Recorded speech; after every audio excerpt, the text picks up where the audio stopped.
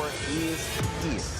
Oh, no punches! I'm real revolutionary right now. Support this man, Black Media. He makes sure that our stories are told. Thank you for being the voice of Black America, Roland. Stay black. I love y'all. All momentum we have now. We have to keep this going. The video looks phenomenal. See, there's a difference between Black Star Network and Black-owned media and something like CNN. You can't be Black-owned media and be scared. It's time to be smart. Bring your eyeballs home. You dig?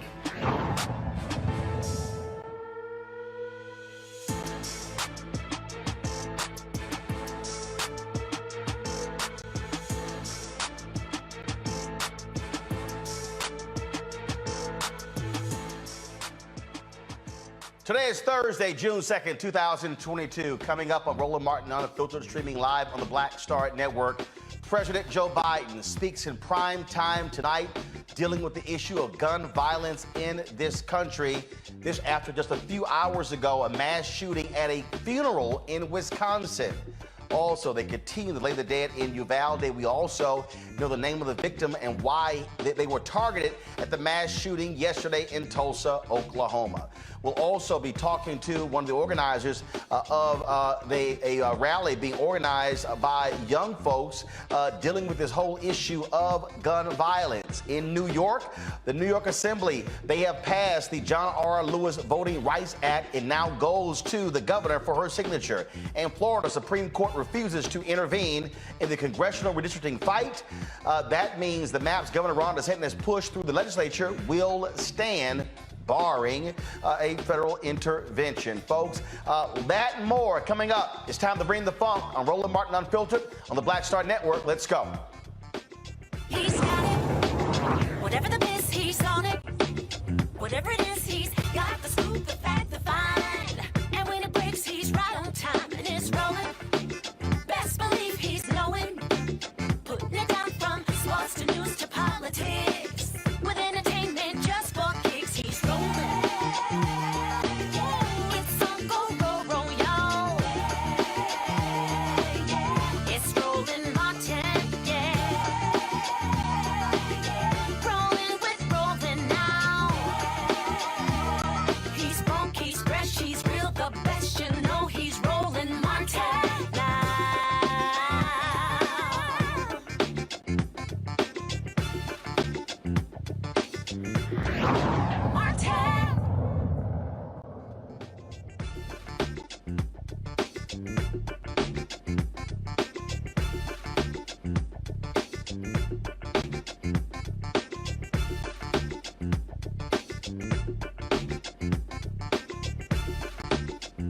In 90 minutes, President Joe Biden is going to give a primetime address to the nation to deal with the issue of gun violence. This comes a few hours, folks, after a mass shooting at a funeral in Wisconsin. Also a mass shooting yesterday, leaving several dead in Tulsa, Oklahoma. And they continue to bury the dead in Uvalde, Texas. And of course, they continue to mourn those shot and killed in Buffalo, New York. A number of different things that have been taking place, again, across this country. And if y'all saw yesterday's show and the show the day before that, what did I say? Mr. President, step up, use the bully pulpit, lead. That's exactly what he is going to do with this primetime address. It's also time for Congress to act. Speaker of the House Nancy Pelosi, she has said they're going to move on the issue of assault weapons. That mass shooting yesterday in Tulsa, Oklahoma, the individual who killed the doctors bought the AR-15 moments before the shooting actually took place. Earlier today, while addressing student loan debt in the country, Vice President Kamala Harris took time to address yesterday's shooting in Tulsa and this fundamental problem in America when it comes to mass shootings and gun violence. We, of course, all of us hold the people of Tulsa in our hearts, but we also reaffirm our commitment to passing common sense gun safety laws.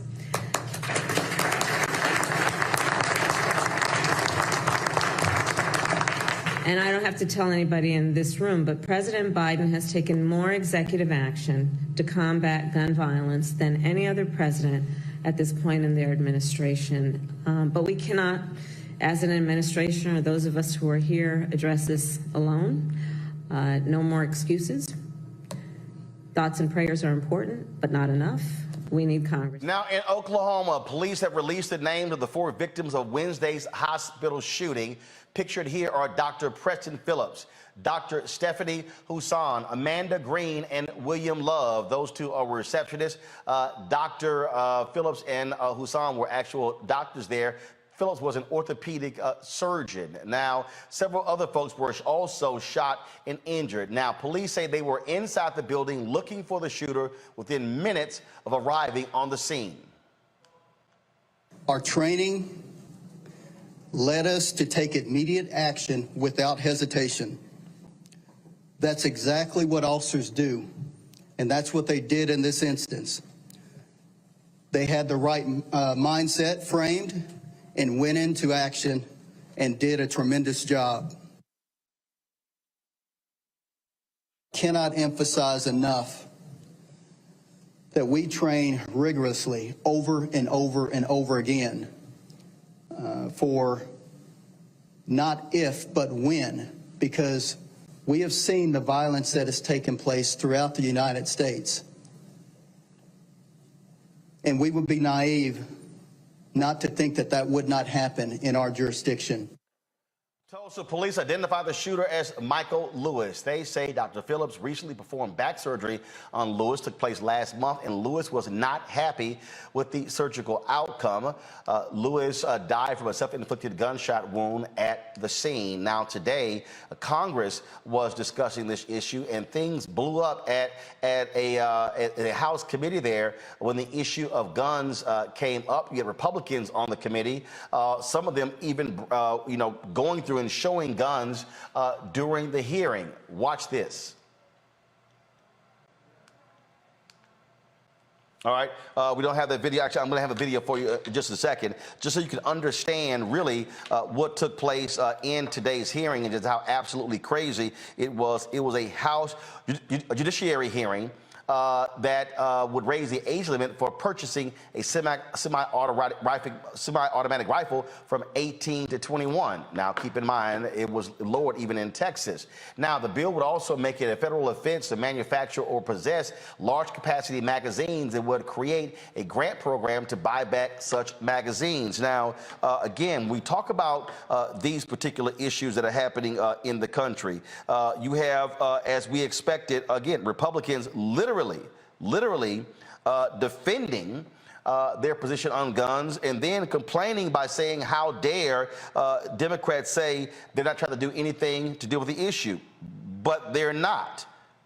They're not. And this is what we're dealing with here. And just so you understand, what took place in today's hearing, which was unbelievable, you had one particular member of Congress who was showing weapons, was like literally showing the weapons during the hearing, and was complaining about the type of magazines that would be banned. Then you had Louis Gohmert of Texas, who really is one of the dumbest members of Congress, who was just so upset at what was being said in the hearing. Just listen to this nonsense, y'all.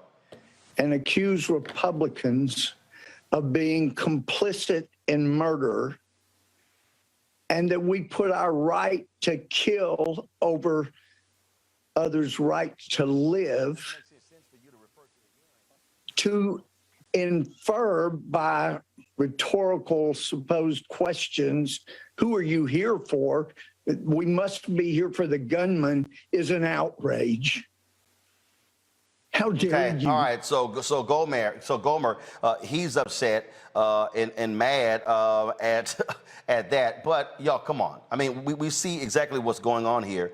You don't have Republicans who are trying to actually do something about this very issue, because what they're most concerned about are the gun manufacturers. They're not actually trying to step up and do anything about this problem. This is one. So what President Biden is hoping to do is, again, use the bully pulpit of the presidency and being able to address the nation nation with this primetime speech. As we said, that is going to be taking place at 7:30, and so we're going to be carrying some of that. I'm going to show you a couple of things from the hearing. But let's go to my panel right now. Greg Carr, Department of Afro-American Studies at Howard University. Reese Colbert, she, of course, Black Women Views. You can also hear her with Clay Kane on Thursdays on Sirius XM radio. And we also have Dr. Larry Walker, Assistant Professor at University of Central Florida. Reese, here's what's interesting here. I mean, bottom line is Republicans want to sort of, run the clock out. That's what they're sitting here trying to do. And to listen to just the incessant whining during the House committee today as they were talking about this whole gun issue, to me was what was unbelievably laughable. Laughable listening to them complain, listening to them say, oh, how this is offensive to us, saying we don't care about the lives of the children, but you don't because you haven't done anything. Yeah, they actually have gone beyond not doing anything. They've actually obstructed any attempt to have common sense gun reforms that a vast majority of the country supports. But Republicans know theater. They know how to cry victim. That's pretty much their entire platform, is victimizing white people, even though the white nationalists and the Republicans are actually the aggressor of diminishing democracy, of taking away rights from others, not minding their damn business, and exacerbating the violence that we have in this country. The Republicans are doing that. And so the Democrats need not shy away from doing exactly what they're doing, and I think they should be even stronger. When they want to pull out their arsenals, then or their weapons, you pull out autopsies of people who have been killed and annihilated through gun violence, through AR-15s. If they want to do political theater, then damn it, Democrats do some political theater as well. Because right now, the message is not getting through that it is Republicans that are obstructing this. When you say we have a commitment to passing gun reform, how? You got to explain to people who the hell is behind blocking it, instead of just, making these generic statements and having these generic statements about the resolve, and we're going to fight and we're going to do all this shit that you really can't fucking do as long as the Republicans are in there blocking it. And you can't appeal to the consciousness of Republicans because they have none. So I don't know what the solution is, but what I know is that you got to fight fire with fire and quit trying to play nice. The time for playing nice is long past, and the time for being civil and, well, if we work together and if we appeal to the Republicans, then maybe they'll make a deal. They ain't gonna make a damn deal. So call their asses out, and every time that there's a new shooting, there's more blood on the Republicans' hands. If people want to understand, again, some of what took place in today's hearing, this is Congresswoman Lucy McBath. Of course, remember, her son was shot and killed at a gas station in Florida by a man who was complaining that his music was too loud. That man is now in prison. He tried to use the Stand Your Ground law as an example. Here's what she said today in today's hearing. Taking guns out of the hands of people who absolutely should not have access to them. And as we know, there were 19 officers outside of the classrooms at Robb Elementary where a gunman executed child after child after child. One for each child that was taken away from us. This false notion of good guys with guns does not work. That has been disproved over and over and over again. In Buffalo, New York, a security... Okay, she laid that out there, Larry. Again, what you're seeing is, and we're going to, in just a second, we're going to actually show some more of what's happening there, because the committee is actually still meeting. And again, what you're seeing is you're seeing Democrats move on this, and I think by having the president give this primetime speech, it's going to be important to do so. Before I go to you, let's go to the hearing live. Congresswoman Sheila Jackson Lee of Texas. To attack persons, and the court will determine that. This is not a roundup or a lassoing of people.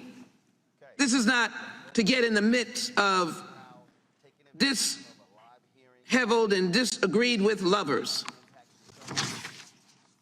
How much more are we going to get that doesn't take guns off the street, doesn't stop 3-year-olds from being killed because guns are not stored, or students to be killed because guns are not stored, to not educate the American public about storage, to not educate the American people about trafficking, to not educate the American people about munitions, magazines, and to not educate the American people about the idea of the gun age being too low. And so these red flag laws can save lives. And it is... Larry, that point there, they're talking about the red flag laws, and you've got Republicans who don't even want to put that. They literally do not want to put measures in place to deal with gun safety and to save lives. Yeah, Roland. So, I want to kind of piggyback on what Reese talked about. Democrats historically failed to really frame this issue in a way that's really important. That kind of, it makes it easy for the American public to understand. We need to really talk about these people who are obstructionists. So the same way they demonize CRT is the same way we need to demonize folks when it comes to gun violence and their refusal to act on these bills. And so that should include President Biden using the bully pulpit, as you talked about earlier. So one of my criticisms of President Biden historically is he's very nostalgic. And he talks about his work in the Senate and even as VP working with members of the other side of the aisle. Listen, those days are over. And you have to bring the hammer down on people starting tonight. And then we see what's happening in the Judiciary Committee hearing. And we should hear the same conversation in the House and Senate. And then in terms of getting the message out at the state level in terms of Texas and New York State and some of these other jurisdictions that have been impacted by this violence. But we made it clear there's a cultural problem. And then once again, the Republicans are being obstructionists. And we have an election coming up in November. And what are, voters prepared to do to make sure we can get some common sense gun laws? The other important thing is, Roland, is that when you look at the stats, the majority of Americans support some kind of gun reform. But Republicans for years have been consistent, at least on this issue, and say that they're not going to move on this issue. So the people need to force them to move on this issue. And for folks who are not prepared to move on the issue, then we need to vote you out and get folks in who are prepared to work with the Biden administration to get something done. Here is an example of the theatrics that I'm talking about. This is Congressman Greg Steube sitting here doing his wonderful gun display. Watch this. In 2021, the Glock 19 was the highest sold handgun in the United States. It comes with a 15-round magazine. That gun would be banned. Right here in front of me, I have a Sig Sauer P226. Comes with a 21-round magazine. This gun would be banned. Here's a 12-round magazine. This magazine would be banned under this current bill. It doesn't fit because this gun was made for a 20-round, 21-round magazine. This gun would be banned under this bill. Here's a Sig Sauer 320. It takes a 20-round magazine. Here's a 12-round magazine that would be banned. It doesn't fit because it would be banned. This gun would be banned under this bill. Here's a gun I carry every single day to protect myself, my family, my wife, my home. This is a XL Sig Sauer P365. Comes with a 15-round magazine.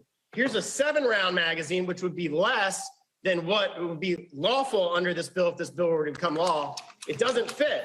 So this gun would be banned. I hope the gun is not loaded. I'm at my house. I can do whatever I want with my guns. Here's a point of order. Is exactly what the Democrats want to do. Now let's just take the policy objectives that they're trying to accomplish and look at the municipalities that have actually... I'm at home. I can do whatever I want with my guns. Greg, you got a big kick out of that. I can think of a couple of things I'd love for him to do with that gun. But anyway. Go ahead. I got a comment. Can I comment? Because can I say something? Go ahead. You punk ass bitch, what you need with all them guns anyway? What you gonna get out in the shootout like the guns of the Navarone? You ain't protecting the damn thing. You sitting up there having this phallic-y, fantasy that you have with all these damn guns and these rounds. We don't give a damn about your guns. Go on ahead and ban them because people like you crazy asses don't even need the guns. Especially if that means that we have less dead children, then yes, your guns got to go, boo, period. So here's what's hilarious here, Greg. He's complaining that, the lower capacity cartridges don't fit the gun. Well, that means that the gun manufacturers won't be able to, make 20, 21 bullet cartridges. You're gonna have to make ones that are lower. I mean, look, Okay, you know what I find to be hilarious about this here? I play golf. And you know what they actually do? They actually change sometimes the specs of golf clubs.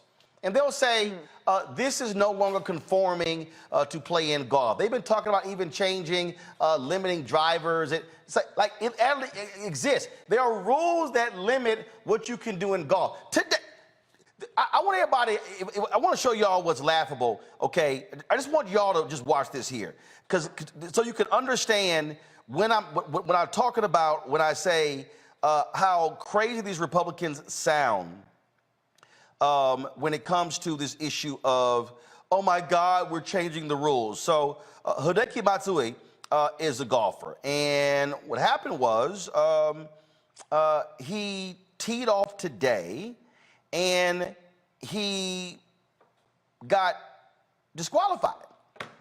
And so they explain how he got disqualified in a golf match. Just watch this. Learned prior to, right after Hideki had teed off, that he may be carrying a club that would be non-conforming. You can see the pictures you just showed on TV. There is a substance that has been applied to the face by Hideki's, one of the gentlemen that works on Hideki's clubs. And under, to clear it up, that's that white substance that you see on the face. The white paint you see on the face there, Todd. So, Okay, he got disqualified because it's a non-conforming club. And they're bitching because, oh my God, this magazine that's 12 bullets won't fit, but it's normally made for 21 rounds. Really? Right. I mean, part of the reason they're trying to limit that is so you don't have somebody who can walk in and get off 21 shots in a matter of seconds, forcing you to reload and hopefully get someone taken down. They are upset because I can't have a magazine that fires 21 bullets because now they want to limit to 10 or 12. Damn. Oh my goodness. I don't know what I'm gonna do. Well, Roland, that commercial you showed last night, I think, said it all. That chinless bastard is not involved. He was making a commercial today. He wasn't talking to anybody, trying to convince anybody. I think Larry had it exactly right. In your book, White Fear, is coming out. You've been saying this over and over again. This is about a cultural message and a cultural war. Now, like Reese said, the Democrats need to step up. And if Joe Biden tonight flexes his executive power muscle, there is some ambiguity in the law that will allow him to cut it off at the source. You got to define who can actually sell these weapons if he's going to be about it. But here's the problem we have, and the golf metaphor is perfect. You started with the problem. I play golf. Okay, that means everybody's agreed this is the game we're going to play. But see, the white nationalists are playing a different game. When they fought to, when we saw James Craig get disqualified in Detroit to run for governor, the Republicans in Michigan, the white nationalists, tried to get him off the ballot before, because even though he showed up at the damn NRA with guns on his hips saying, I'm going to shoot these guns whenever I want, they said, you don't go far enough. This isn't about protecting your home. This isn't about self-defense. This is about resisting tyranny. That's why they show up with the Don't Tread on Me flags and the Confederate flags at these white nationalist rallies. They want the gun so they can shoot you. Now, they don't give a damn about those babies in that school. Those were Latino babies. Do you understand? They would shoot them. If you know the history of Texas, you understand they've been hunting Latinos since they ran out there and tried to make a damn country in 1836. Ask Chief Franklin, the Tulsa police chief, what he would think about gun control. Ask even Chief Craig when he was the Detroit police chief enforcing the orders, and before that in Cincinnati, and before when he was saying we need to have gun control. Gun control only exists, to Larry's point, you can have reasonable gun control laws when you have a country. There is no country, and the reasonableness for these white nationalists is power. We have to understand that.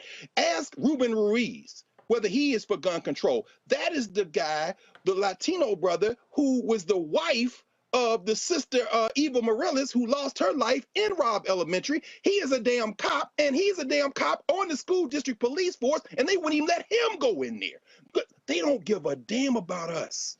We have to understand the Second Amendment is about resisting tyranny. It's not about the plain language of the amendment. It's not about safety. It's about, I want my gun, so if I ever get to the point you've been raising, Roland, where I'm scared they're going to take my country, I can go out here and start blowing some damn heads off. That white boy was making a commercial. That one you showed last night tells us everything we need to know about what this battle is about, Roland. And for those who missed it, here it is, what we showed last night. Ready? Aim. I'm Kathleen Wall, and I approve this message. It's time to fight back. I'm Greg Gianforte. I approve this message. Joni's gonna unload.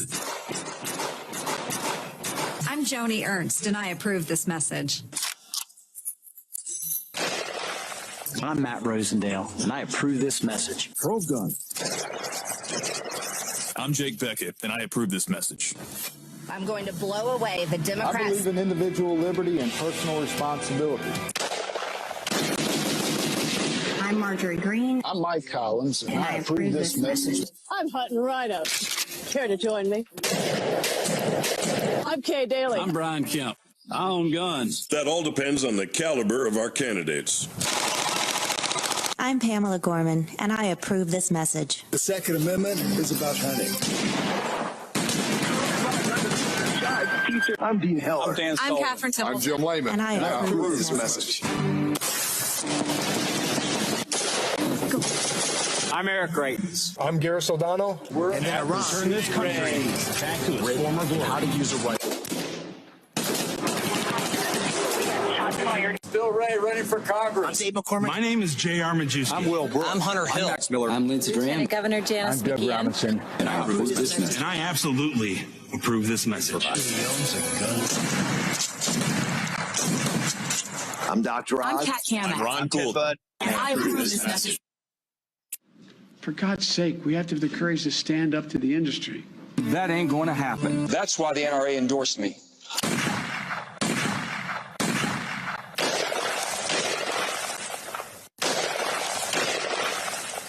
I'm Joe Manchin, and I approve this message. Reese, 2004, when Howard Dean said Republican Party uses God, gays, and guns to appeal to their voters, he wasn't lying. Right.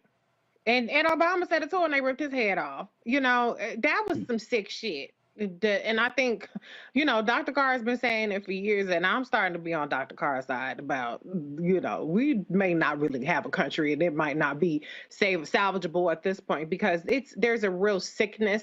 It's not mental health.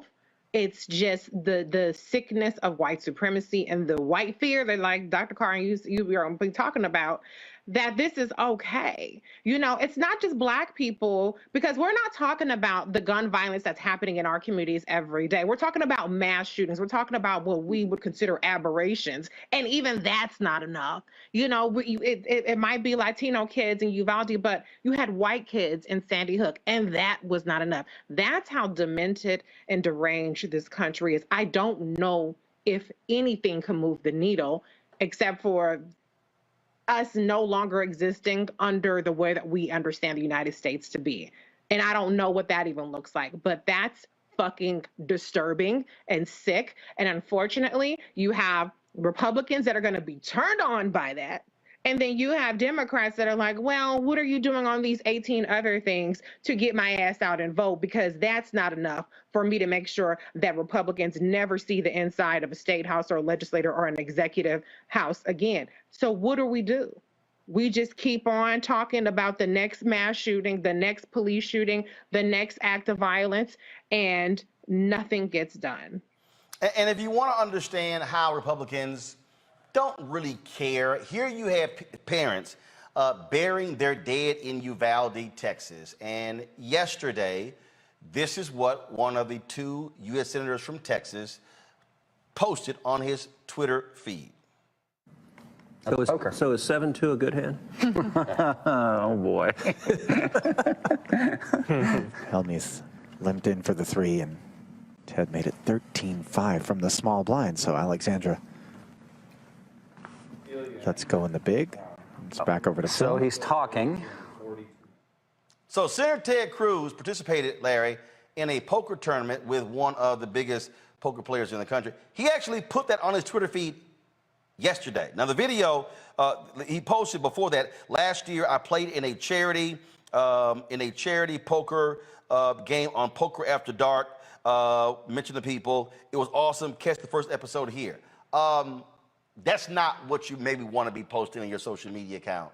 On your personal social media account, in the midst of your constituents burying their children in caskets, made after their favorite cartoon characters?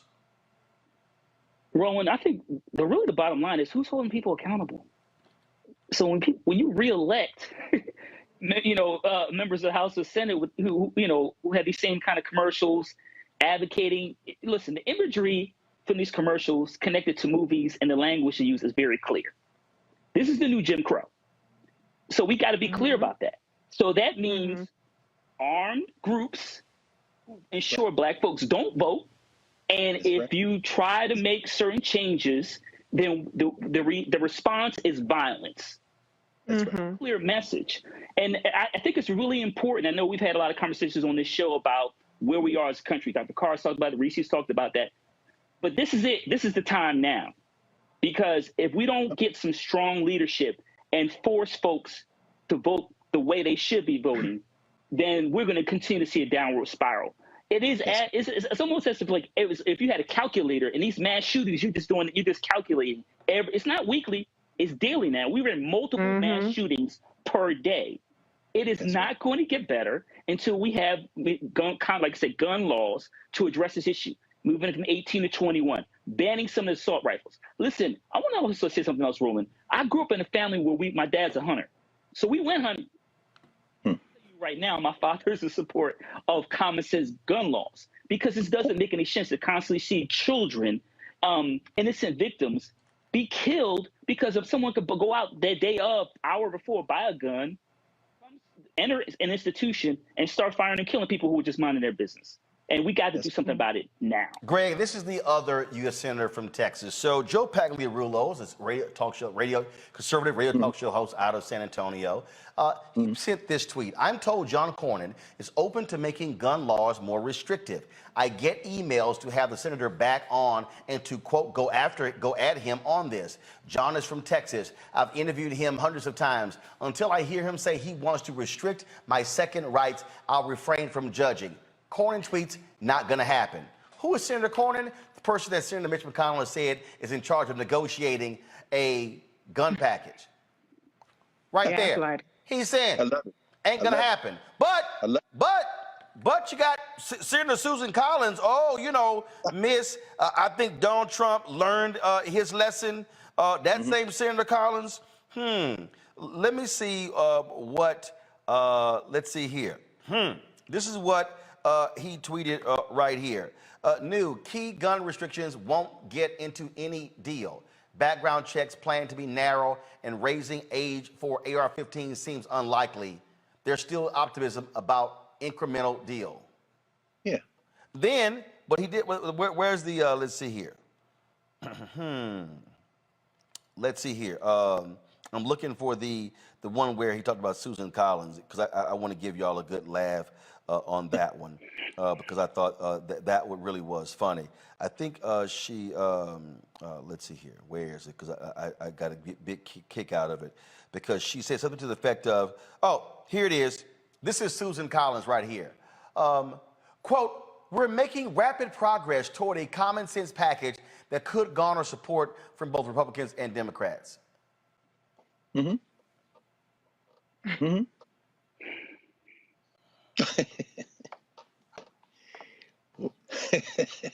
that's her job. She's doing her job.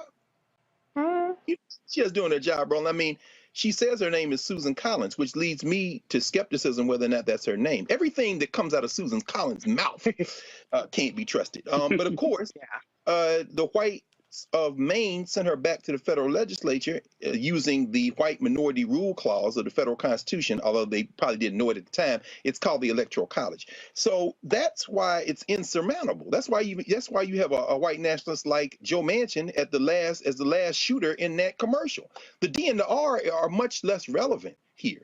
I mean, and Larry, you framed it beautifully, brother. It seems to me, we are being pushed to the brink of the fracture of this little federal polity. And Reese, I don't know what comes next. I'm not hoping or wishing that. I'm just saying, as a student of history, we are now back in the 19th century. When you said the new Jim Crow, you're absolutely right, Doc. I mean, look, in May 1856, Preston Brooks, who was a congressman from South Carolina, walked onto the floor of the United States Senate and beat Charles Sumner, Senator Sumner, in the head with a silver-tipped cane. Took him 3 years to recover. Now, Sumner, once he recovered, was one of the leaders of the Civil War amendments, 13th Amendment, 14th Amendment, 15th Amendment. My point is this: Ted Cruz is going to take an ass whooping, and so is John Cornyn. See, you have to understand what Malcolm X meant when he gave the speech, the ballot or the bullet. He wasn't hoping for a violent revolution in this country. What he was saying is, if you take people's right to express themselves at the ballot box away, they're going to start getting the strap. Ted Cruz already can't eat outside. This chinless bastard going to show up one day and somebody going to beat his ass. Now, he could pray they do it with their hands. But since none of these white nationalists want anybody to take their guns away, people going to start blowing heads off, and it ain't going to be drive-by shootings in Chicago. It's going to be, is this the MF that won't protect my babies? No problem. You ain't got to worry about him again. Now, let's have an election for his replacement. My point is this: I'm not wishing that on anybody, but anyone who knows the history of this country understands where this is going. Violence once released, if it's not checked, it's going to become the accepted, not only accepted, but the desired tool of political expression. These white boys are playing with fire, because last I checked, they're a bunch of punks. So if you want to go, you would be better off getting all these folks who ain't going to vote lined up to overwhelm them at the ballot box, because that other option, oh, they ready for that. And that's the last thing you want to see, Chief, because all y'all gonna piss your pants. John Cornyn, Ted Cruz, chinless Josh Hawley, chinless Tom Cotton. You ain't built like that. Do you know the history? Abraham Lincoln didn't free us. What happened was Martin Delany went to the White House and said, no problem. You give us some guns, we'll end this war. I'll murder everything moving, including you. And Abraham Lincoln was like, I love Frederick Douglass, but Martin Delany is about that life. And once we got those guns, we ended the Civil War. Y'all don't know your history. F around and find out. Now, folks. But Dr. Cart, can I just do you really, like, 2022? Are people about it? Because I'm George Zimmerman still walking. I'm not wishing nothing on nobody, but George Zimmerman still walking around. A lot of these people who done killed, black people, they all still walking around. I'm just trying to figure out who was about to life. I'm not saying I'm not trying to find them and get them all gassed up, but I feel like we're sleepwalking into the demise of what we have currently. And people are just shoulder shrugging. So people are shoulder shrugging because you don't have enough politicians on the Democratic side who did what Beto O'Rourke did. I agree with you on that. See, the fundamental problem that we're facing right now is that, again, how Democrats have always operated. They actually are believing that there are a set of governing rules. There it is. That we all are in the same boat, that we're going to be respectful towards one another, and that, you know what, that common sense is really going to take hold. So therefore, you know what, let me just sort of just respect people. See, this is what I keep saying. President Joe Biden is still operating like he's in the Senate in 1990. That's right. And in fact, he's still operating like he's in the Senate, as opposed to, bruh, you're the president. I mean, you're literally the president. This is how. And see, and again, this was the news conference when Beto O'Rourke, when all those Republicans were sitting up there, and we now know they were lying when they were praising law enforcement. And you now notice they ain't saying how amazing law enforcement was. This has to happen more by Democrats. Excuse me. Excuse me. Excuse me. Sit down. You're out of line and an embarrassment. Hey, sit down and don't play this stuff. The next shooting is right now, and you are doing nothing. No, he needs to get his ass out of here. This isn't the place to talk this over. This is totally predictable when you... Sir, you're out of line. Sir, you are out of line. Sir, you are out of line. Please leave this auditorium. I can't believe you're a sick son of a bitch that would come to a deal like this to make a political issue.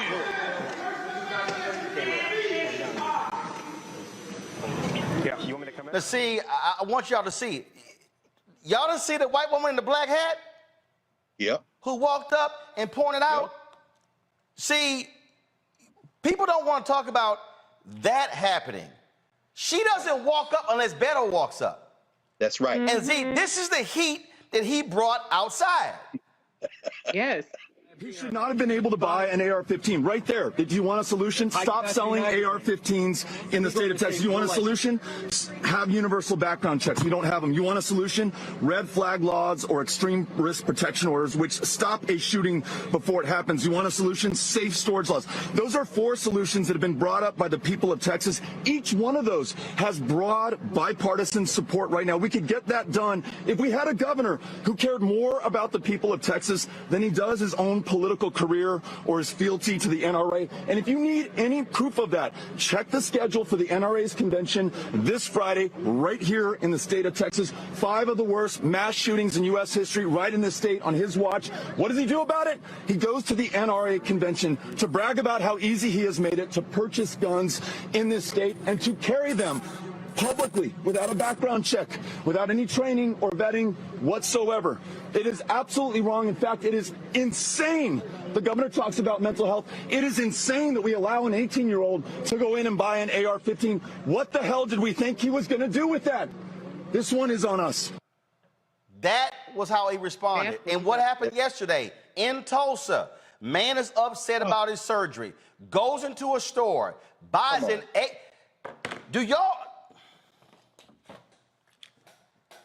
Tuesday, I went to Walgreens and bought a 24-pack of Zyrtec D.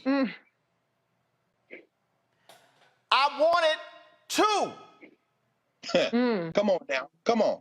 I was told, nope. Excuse me? They last 12 hours. So 24-pack is going to last me 12 days. I don't want to have to come back here, so just give me 2 damn packs. Nope. You're prohibited. Federal law. Come on. Yeah, I was at Walgreens. Come on. Now, I'm like, all right, must be CVS. Y'all, no lie. I drove to CVS. I was at Walgreens. I drove to CVS. Less than 10 minutes later. Less than 10 minutes later, walked into the CVS, walked to the counter, said, I would like a 12-pack of, a 24-pack of Zyrtec D. Woman said, give me your license. Gave my license. She was like, sorry, I can't sell it to you. I was already in the system. How about that? Wow. Less than 10 minutes. Why? Because a federal law was passed to keep people from buying Sudafed and drugs like this out of fear of making or mixing with fentanyl. A law was passed. So let me say this again. I could not purchase 2 24-packs of Zyrtec D for allergies. But I can walk into a gun store and buy immediately an AR-15 and buy a shitload of bullets. That's right. I can buy multiple magazines of bullets, but I could not get 2 24-pack of Zyrtec D for allergies. Well, Roland, I mean, what you're raising is very important, but for all the obvious reasons. We're talking about a system that is not broken.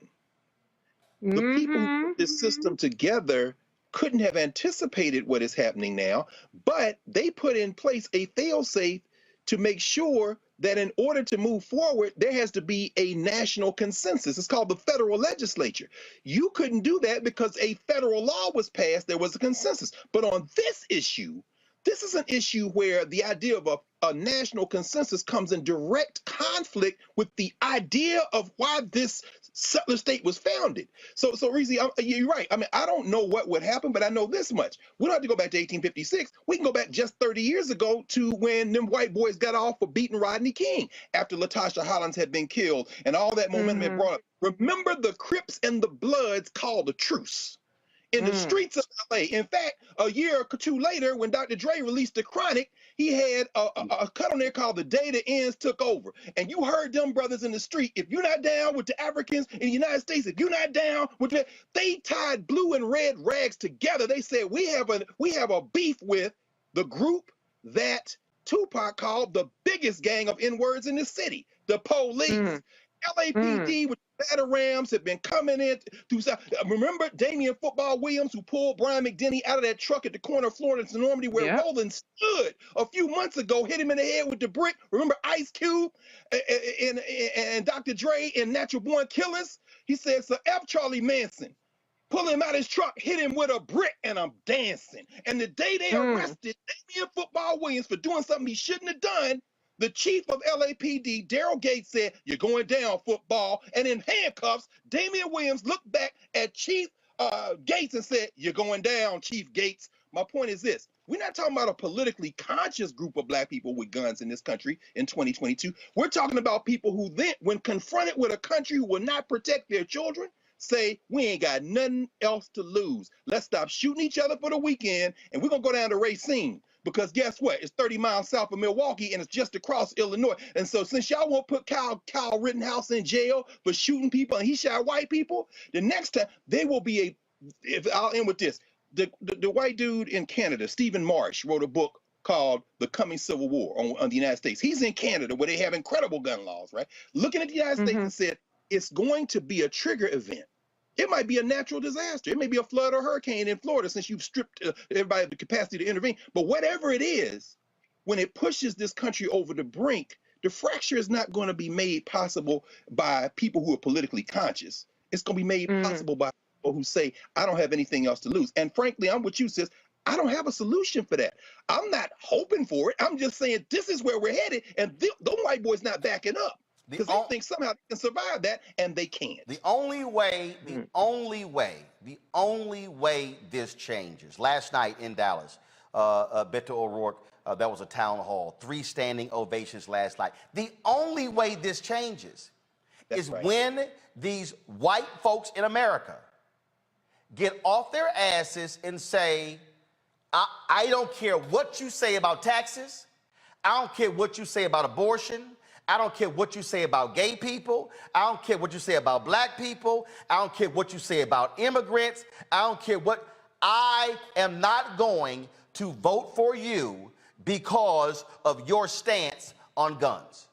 But this town hall right here, you've got to show it. More of this has to happen. More of this has to happen. And this can't be 500. It has to be 500,000. It has to be 5 million. They have to be penalized at the ballot box. And we've got to also, I got to stop having these black people who want to keep trying me on social media, keep it on Beto, who want to keep trying me, okay? Or, y'all, they just giving y'all Juneteenth to make you happy. No, fool, I'm from Texas. And Juneteenth was always used as a freedom opportunity for black people, where we registered people to vote, where we had symposiums, where we had town halls. It wasn't just barbecue and concerts. That's right, brother. It was a continuing effort for freedom. And so what Beto is doing here and what Biden is going to have to do tonight, he is going to have to say the line has been drawn. He is going to have to say, and he's going to have the guts. That's right. To do exactly what I just did, talking about how in the hell can I only buy 1 pack? And matter of fact, let me tell y'all, I don't even know what the law says. Can I only buy 1 pack once a week? or once a day. What he should do is sit here and say, and what the White House should do tonight is do this here. Play the Uvalde stinger.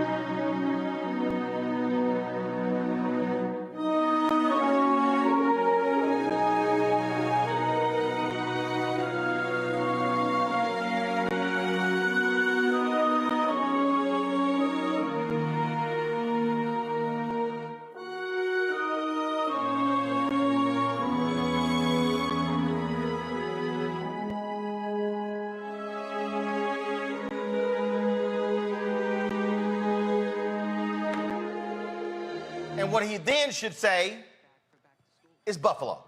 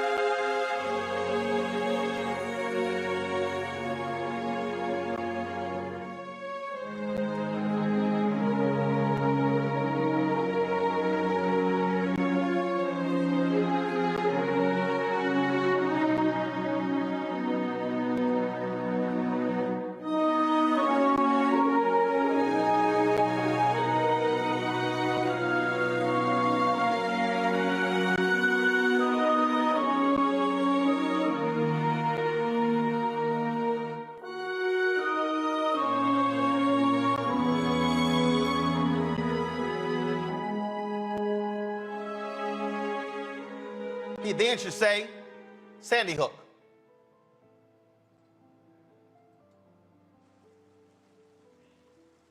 Everyone knows what happened here last December.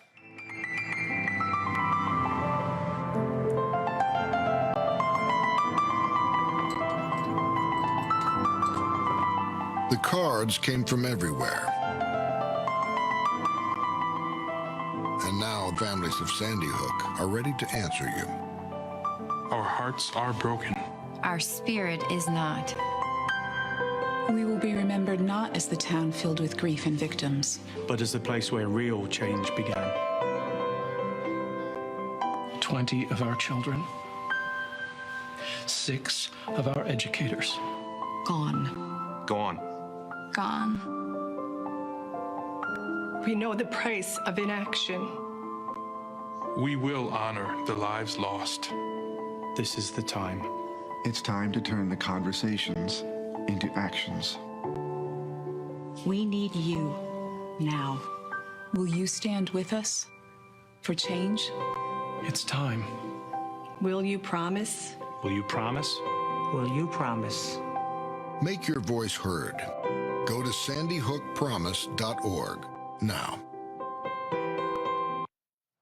And then you roll Emanuel 9, and then you roll Columbine, and then you roll Santa Fe, and you force the country to see it.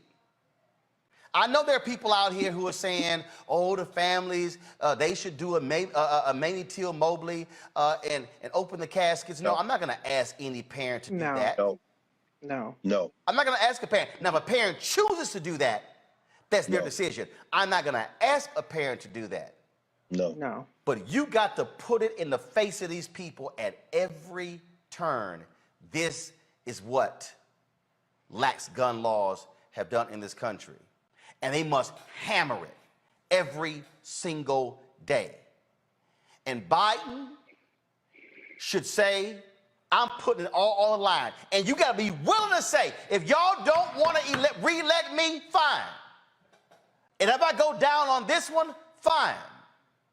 Yeah. But they have got to learn that as long as you keep playing footsie and with this incremental, no, we're not going to do background checks. We're not going to get rid of the AR-15s. We're not going to reduce the size of the magazines. What the hell are you going to do then?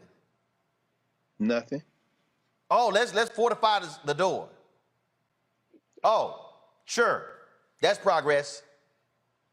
Let's fortify the door. Okay. Gotcha. No. They have got to be willing to put this on the line. Final comment before we go to break.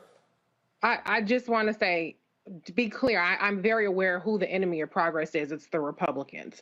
But my message for the Democrats is if you're going to lose this battle, if you're going to lose again because of the obstruction and the depravity of Republicans, then goddamn it, lose loudly. Lose with some fucking anger. Quit going out like cowards and losing quietly and losing, oh, well, I guess we're not going to have a deal this time. Oh, well, I guess we're going to go home. Lose loud as fuck and let everybody know who the enemy is. And maybe you might not get slaughtered at the ballot booth in November. And maybe people will wake the hell up and understand what's at stake and who the real enemy is. Because right now it's looking like Democrats are fucking useless.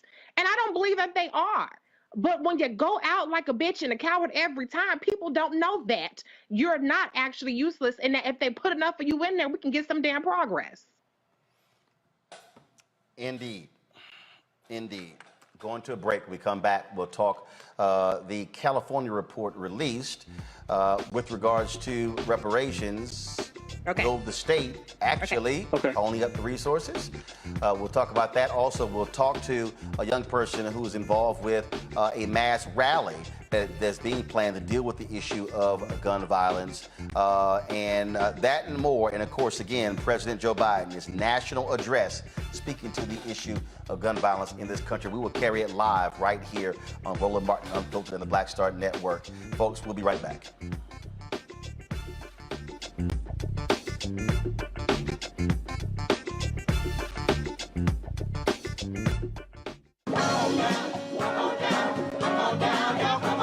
Welcome you to the launch of the Mass Poor People's Low Wage Assembly and Moral March on Washington, D.C., June 18, 2022. We are a new, unsettling force, and we are powerful, a new, unsettling force, and we're here.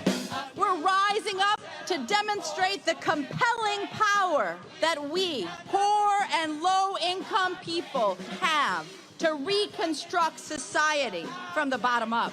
And we need to do it with the loudest voices possible, the biggest actions possible. Because we know that there is no scarcity in this land.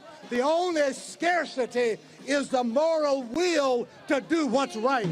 Hold on, just a little while longer. We are those with sub-minimum wage jobs who can't afford sky-high rent.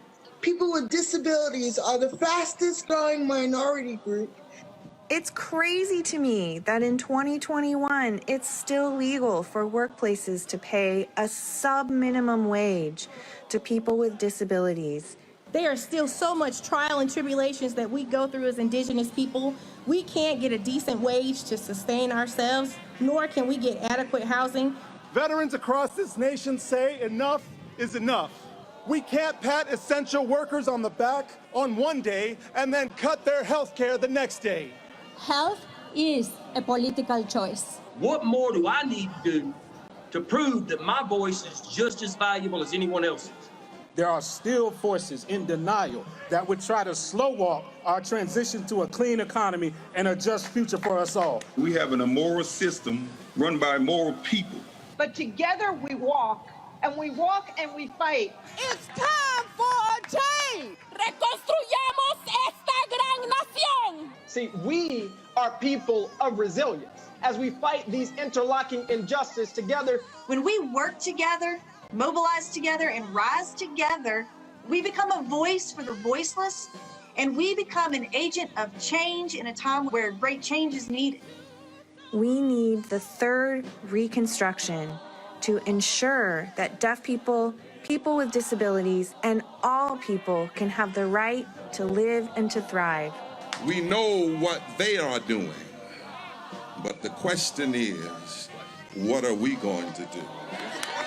Reconstruction begins when we change our mentality and say it's time for you to get your foot off of my neck.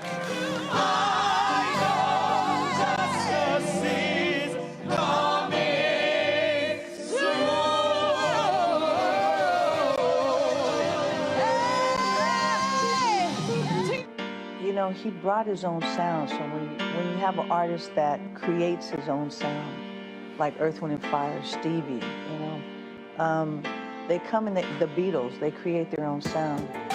He kept reinventing himself. He wasn't afraid to change instrumentations or not use drums or not use bass or use the Lynn machine or use real drums or use, you know, pots and pans. It didn't matter. It's just like he wasn't afraid to, the sound was different every time he did an album, completely different, you know? And the things that he wrote about, it was things that he felt he needed to speak about. So a lot of honesty, you know, whether he would admit to it or not, there was a lot of honesty and a lot of things that were real to him. When he gave, you know, I think for me, he is my favorite, my #1 favorite guitar player in the world. He was. He played with, I mean, and especially I loved times me playing drums with him, he and I playing together. When I played drums, it was a whole nother thing. And I just think that he reached people in a way as an artist that he reached you because he was, again, honest in a way that he said it a million times, but he wasn't trying to write the next Purple Rain. That was already what it was. Right. I can write that. That was that one time thing, right, but it's never going to happen again. So why would I write that again? Then it's not special anymore.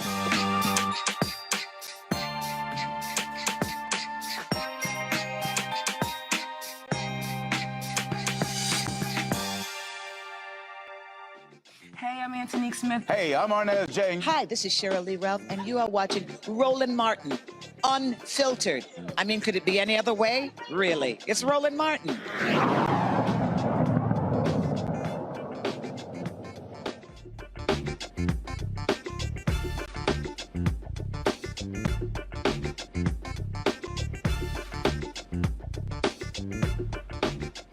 All right, folks, in California, we have talked about the task force that was created there that dealt with the issue of reparations. Now that task force has released a 500-page report that details the systemic racism that African Americans have endured in California, even though when California was admitted to the Union, it was a free state. This interim report lays out all the different things that have actually taken place. The question now is, with this report, what comes next? Joining us right now is Reverend Amos Brown out of San Francisco, who is a member of the task force. Also, State Senator Stephen Bradford, who also joins us, who's a member of the task force as well. Glad to have both of you here. I will start with you, Pastor Brown, because you're an alpha.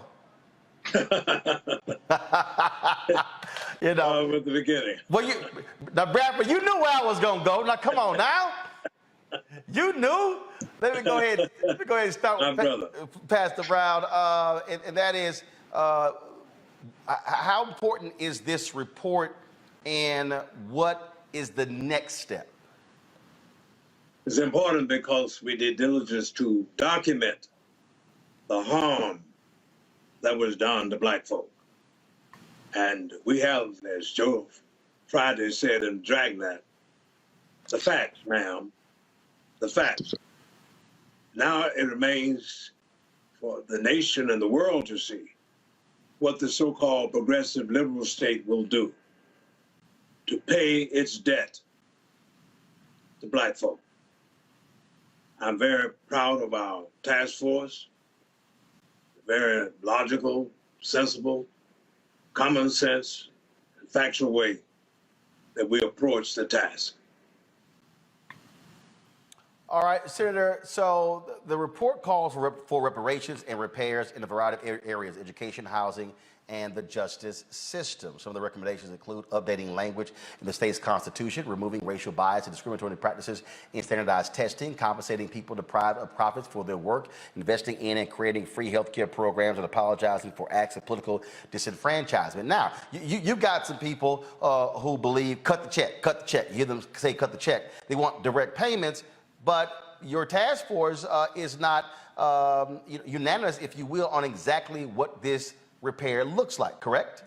That's correct. And that's what the next year is about, putting meat on the bones to shape up what reparations look like. It could be in the form of cash payment. It could be in the way in which you just described, ongoing education at our CSU and our UC system, ongoing health care, first-time home buyer assistance, low-interest business loans, you name it. So that's what the next year is going to be. The first year was explaining the harm, and a lot of times people say, well, California wasn't a slave state, but you can clearly see by this report, we were complicit and really involved in the perpetuation of slavery and all those evils that came along with it. So we can't stand here and say we, don't have any responsibility to reparations.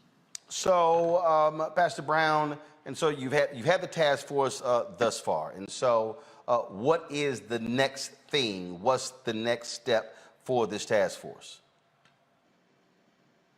The next is to establish a plan for paying us back and making sure that we get this political body politic moving to support our recommendations. That's all that's necessary. It's time for us to act. We've done the study. We've had enough studies about the evils of the slave trade, about the evils of enslavement and segregation. Now is the time for us to push with all of our might to get the same kind of a response that the Jews got in terms of reparations, the Japanese, and even Western Europe got when, after that terrible war, we had a Marshall Plan that represented payback, rebuilding. Now, Senator Bradford, look, you're a lawmaker, and you know what it's like having to get things through the legislature and for the governor to sign. How daunting of a task is this going to be? It's going to be Herculean. It's going to be, as we describe, a heavy lift. It's not going to be easy, no doubt about it. Even from my progressive friends who always want to say, hey, we got to need change, we need to right the wrongs. This is going to be a real profile and courage for the California legislature on both sides of the House to come up and cast a vote on this final product, what we develop in the next year. And I think it's going to be a fair plan. It's going to, I hope, includes some forms of cash payment. I hope it also includes the fact that we can afford this. And for folks who continue to say California cannot afford to pay reparations, be it in cash, I say that's just a bunch of foo-foo dust. Even if we took 0.5% of our annual state budget and set that aside as it relates to cash payments or funding other programs, the money will be there, and we would miss 0.5% of, as you clearly see, almost a $300 billion budget. So, Pastor, what is going to be, I mean, look, what's going to be the lobbying effort? I mean, you've got to literally, get the votes. And anybody who understands politics, it comes down to counting the votes. So obviously it's got to go through committee, it's got to get out of committee, then it's got to go through one chamber, got to go through the second chamber before it even gets to the governor. And so what is that lobbying effort going to look like? Who's sort of putting that plan of action together? That's the next step. We have that on our radar. So have no fear. We know how to count. As Willie Brown would always say, if you're going to be successful in this political process, you must know how to count and know how to get the vote. So we're very much aware of that practical reality when it comes to getting a legislative body to deliver on ideas and programs. Senator Bradford, look, again, as someone who's had to have to do this, what type of external campaign is going to have to be put together? I mean, it's going to have to be a massive effort to get the House members and the Senate members to be on board with this. It's going to take a public relations campaign. We're going to be working with the public relations agency as we move forward with just the work that we're doing on the task force. That's what we want, the public engagement, and keep people informed. And we appreciate a program such as this to let folks know what's next, what's coming down the road. Yes, it's going to require all of us, especially the Black Caucus, which we stand in unison on coming up with a program to work with our colleagues on both sides of the aisle to come to a realization that this is needed, whether it's, again, in some form of cash payment, some kind of ongoing education program for individuals who have been descendants and suffered from not only slavery, but the remnants of slavery here in California. So it's going to require us to work in all the ethnic caucuses all coming together as well, being supportive of this. But we have a year to pull it all together, but we're going to be working at it. All right, then. And in San Francisco, we have support from the Jewish community and members even in the Asian community. All right, you're in terms of ethnic caucus. Okay. All right, gentlemen, I certainly appreciate you joining us. We'll see what the next step is and when it comes to what you present to the legislature. Thank you. Right. Got a year to do it. Thank you. Thank you, Roland, for this. Thanks a bunch. I'll bring my panel here. Greg, is interesting. I had a guy hit me today, and he was like, where you on reparations? I said, man, I done told y'all. I said, I have no confidence that white legislatures are going to actually stand for it. I said, but what you going to do? See, and that's the thing right there. Greg, it trips me out for the people who yell, holler, and scream, cut the check. But then when you hit them, what are you doing? There's never a response. There's rarely a response. And the guy was like, the guy said, well, you said a few years ago that you believe reparations is a pipe dream. I said, I do not have faith that white politicians are going to fork over billions of dollars. I said, excuse me if I don't have faith that they going to do that. Now, this is where what it looks like comes in. Because if you talk about cash payments, we already see they suing hell when it comes to the black farmers. The black farmers, they still ain't been able to tap that money because of that lawsuit. They're going to tie that sucker up in courts for a very long time. And so you're going to have to deal with that reality. And for the people who see, and this is the one that probably kills me the most, Greg, Reese, and Larry, all these stuck on stupid people. Democrats ain't shit. They ain't shit. Then I go, who you think you're going to be dealing with to try to get it? Right. Like, literally. I don't know about y'all. I ain't heard one Republican say, I'm down reparations. So no. It's sort of laughable that folk gonna try to tear down one side, which is the only pathway you got. I mean, let's be real clear. Democrats control the California House, Senate, and the governor's mansion, which means you're gonna have to convince them to make this done. And Greg, every Democrat in California don't represent a black district. Black people only make up 6% of LA. Yep. But these other folk that you swear they experts on politics. Go ahead, your thoughts. No, I'll just keep this quick. I'm very torn by this report. I haven't read all the 500 pages, but I've read most of them. It only came out yesterday after all, so I only had a chance. But I'm very torn about this. There's very little new in the report. We've seen these kind of reports before. Our frat brother, Paul Robeson, in 1951, we charged genocide. The forum there was the United Nations. That's a whole nother conversation. But I was concerned, first of all, that the entire document was drafted and written and edited by lawyers and law clerks and members of the AG office in California, that the supporting contributors were all law clerks or lawyers in the AG's department, that the expert commentators, the expert contributors rather, there were four, I think 4 or 6 of them, Sandy Darity and Kirsten Mullen, his partner, were at the heart of this, which is why the deeply flawed logic of the structure of the report was just alarming to me. This is intellectual warfare. You might only get one shot at this. What we see is the litany of abuses. They did a decent job at that, although reading through the footnotes, I was very concerned about who they didn't include. This is when you put your best foot forward, and the cherry picking, and I don't blame the staff because they don't know black scholarship. So I know why you picked certain people and left everybody else out. I was concerned, if I'll end with this, the chapter on economic kind of harm. Yeah, Sandy Darity's footnotes were all through that. I see what you're doing. You're trying to model this up so you can get at H.R. 40, the federal legislation. And here's where the concern comes in. And here's where, if you're going to get this through, it's going to be an issue. Everything in just about all of those chapters applies to anybody black.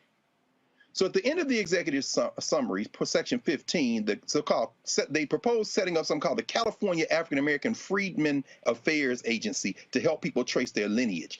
Lineage is going to be the hill that fractures this whole thing.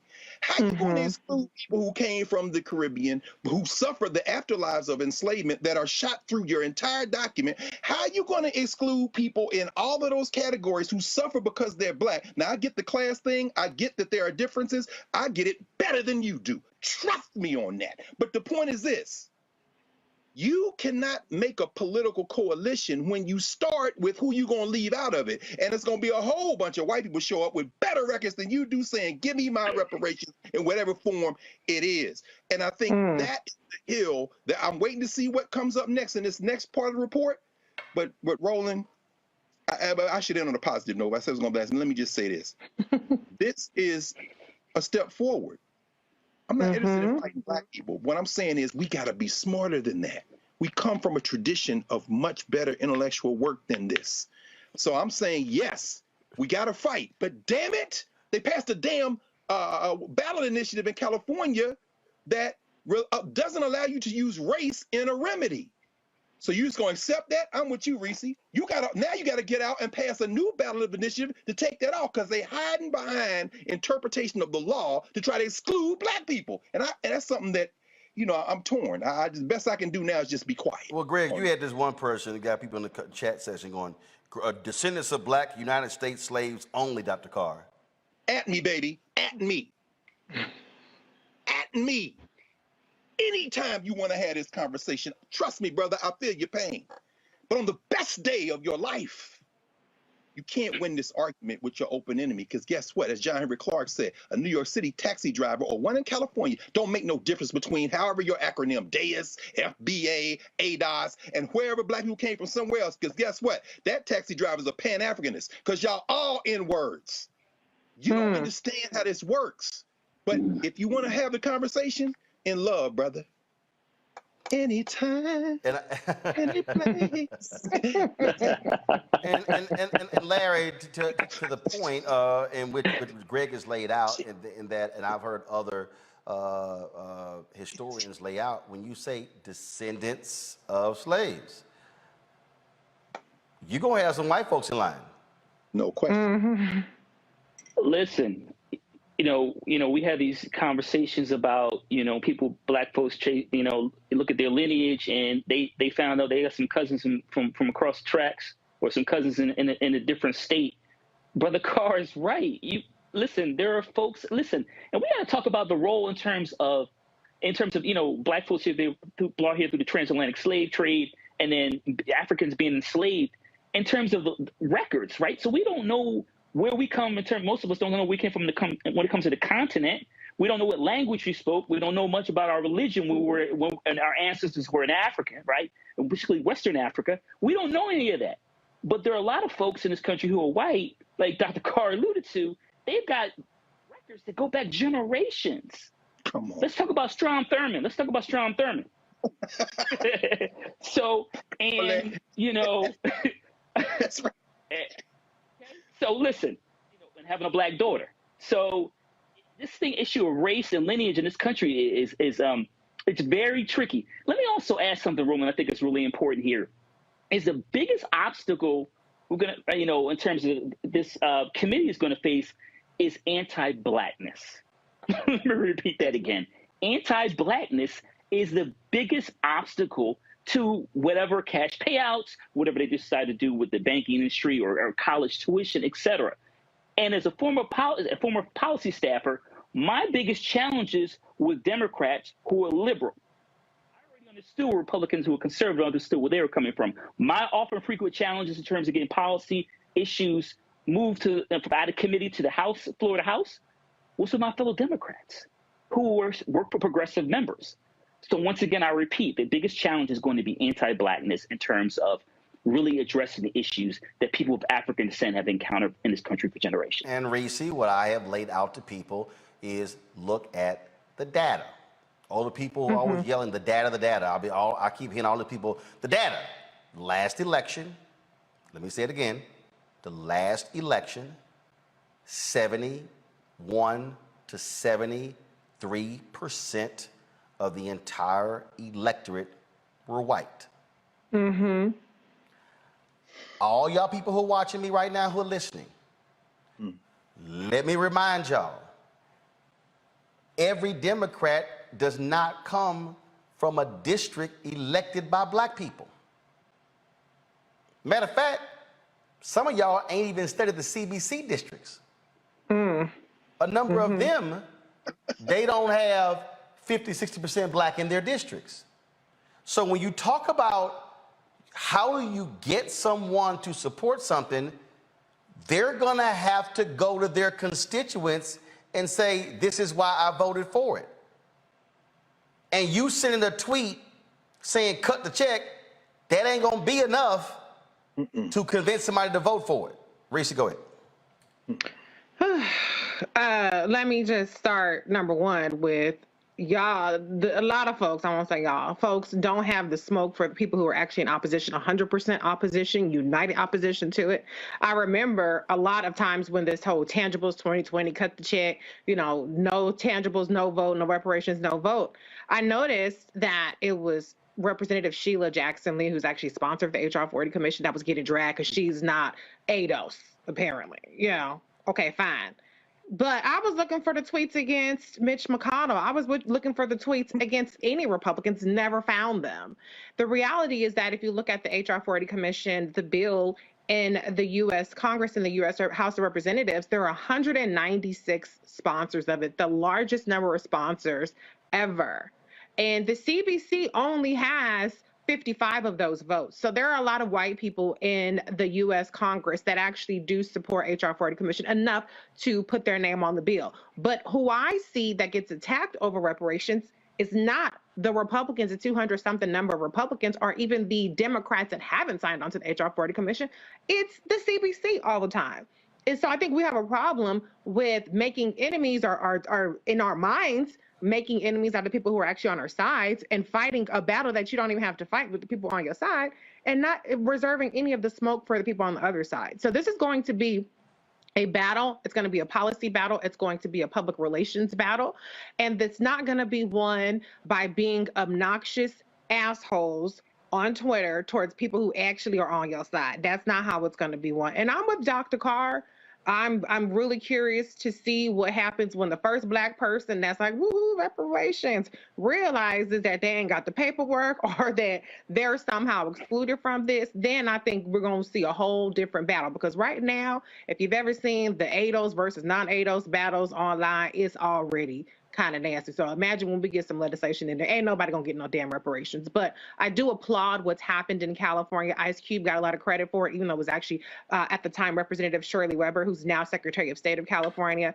These battles are long, hard fought battles, and you have to play the long game, and you have to be strategic and go after the people that are against you and prop up and make sure the people that are on your side have that much more ammo behind them instead of you tearing them down.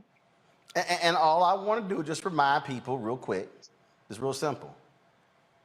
If you sitting your ass at home and saying I ain't voting, you're guaranteeing this will never happen. Mm-hmm. Let me say it again. So if you're in North Carolina and you're like, damn that, you're guaranteeing Judd, the Republican, is going to win. We know damn well he ain't down with it. If Georgia, you're going to guarantee Herschel Walker wins. Florida, you're going to guarantee Rubio wins. North Carolina, Pennsylvania, you're going to guarantee Oz or the other dude wins over Fetterman. I'm just trying to walk y'all through this. Y'all, you cannot demand from politicians to cut the check, but then you don't vote, because then you guaranteeing your check ain't gonna get cut. Roland, I know we got to move on, but if you allow me just a second to not only emphasize that, but demonstrate in real world terms, in terms of this particular study formation in California, how that played out. And just for the folks who don't know, Greg, you testified before this task force, before the report was released. Go ahead. I did. Thank you, actually, thank you, because I tell you who will be excellent to bring in this, because again, this is just the first volume. Now they got to come up with the specific recommendations, which is the one I want to see. Again, we do have the litany of abuses. Now I want to see how they're going to work this. You know who also testified, who actually was one of the economists who were brought in, was Bill Spriggs. He and I talked about it during graduation a few weeks ago. If you can get Bill, he can walk through what this does and doesn't do in terms of the actual payout. So, and that, when I did testify, they asked me, do you support lineage over race? I said, within the context that Professor Erman Churaminsky, who is the dean of Cal Berkeley Law, who had testified the day before, I said, within that limited context, I would support lineage. Why? Of course, I'm a member of the National Coalition of Blacks of Reparations in America and COBRA, and have been for decades. I know all the reparations folk. And all reparations, Ray Jenkins, going back to James Kynes before he got out of Congress, and Sheila Jackson Lee took the baton. So, of course, I'm a reparations. But the point is this. What you're raising, Roland, is really the issue. And Reese, you set it up. Political struggle is not a one-shot, one election cycle, one appeal, one court case war.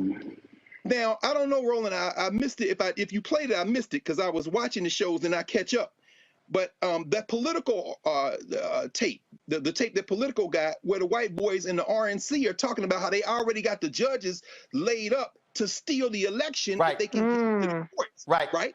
My point is this: there's a reason that, and as you say, Reese, the Democrats trying to play fair. So in New York, the court threw out their maps, and now they got a race against each other in them congressional districts. In Florida, as you talk about, Roland, and you covered this, of course, the court in Florida said, "Now we're gonna let these racially gerrymandered seats stand in Florida." You saw the same thing in Alabama, in Ohio, and North Carolina. They're fighting. Why are they fighting? For this reason. California had a ballot initiative that makes it illegal for you to use race as a criteria for any type of public service in California. Okay, now what does that mean? That means when you set up a reparations commission, you can't say race. That's why they chose lineage. That's what Dean Chemerinsky was trying to explain to him, and that's what I was trying to explain to him. But here's where it comes down to the politics. Just like they set up a referendum to get rid of race, if you organize enough people, you can put it back on the ballot and get rid of it. But that's going to require something, what's it called? Oh, yeah,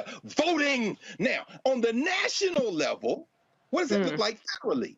The reason you can't use race is because the Supreme Court of the United States judge-made law interpreting the Civil War amendments to exclude race. That was the affirmative action turn. They're going to get rid of affirmative action now, but the rationale for affirmative action is diversity. That's not written in the 14th Amendment. That is how that's how the courts interpret. Just like you being able to have a gun ain't in the Second Amendment. All this is judge-made law. But guess what? Greg, judges aren't elected. Judges are appointed by legislators who are elected and nominated by a president who's elected. If you think one second. I got to actually pause you right there.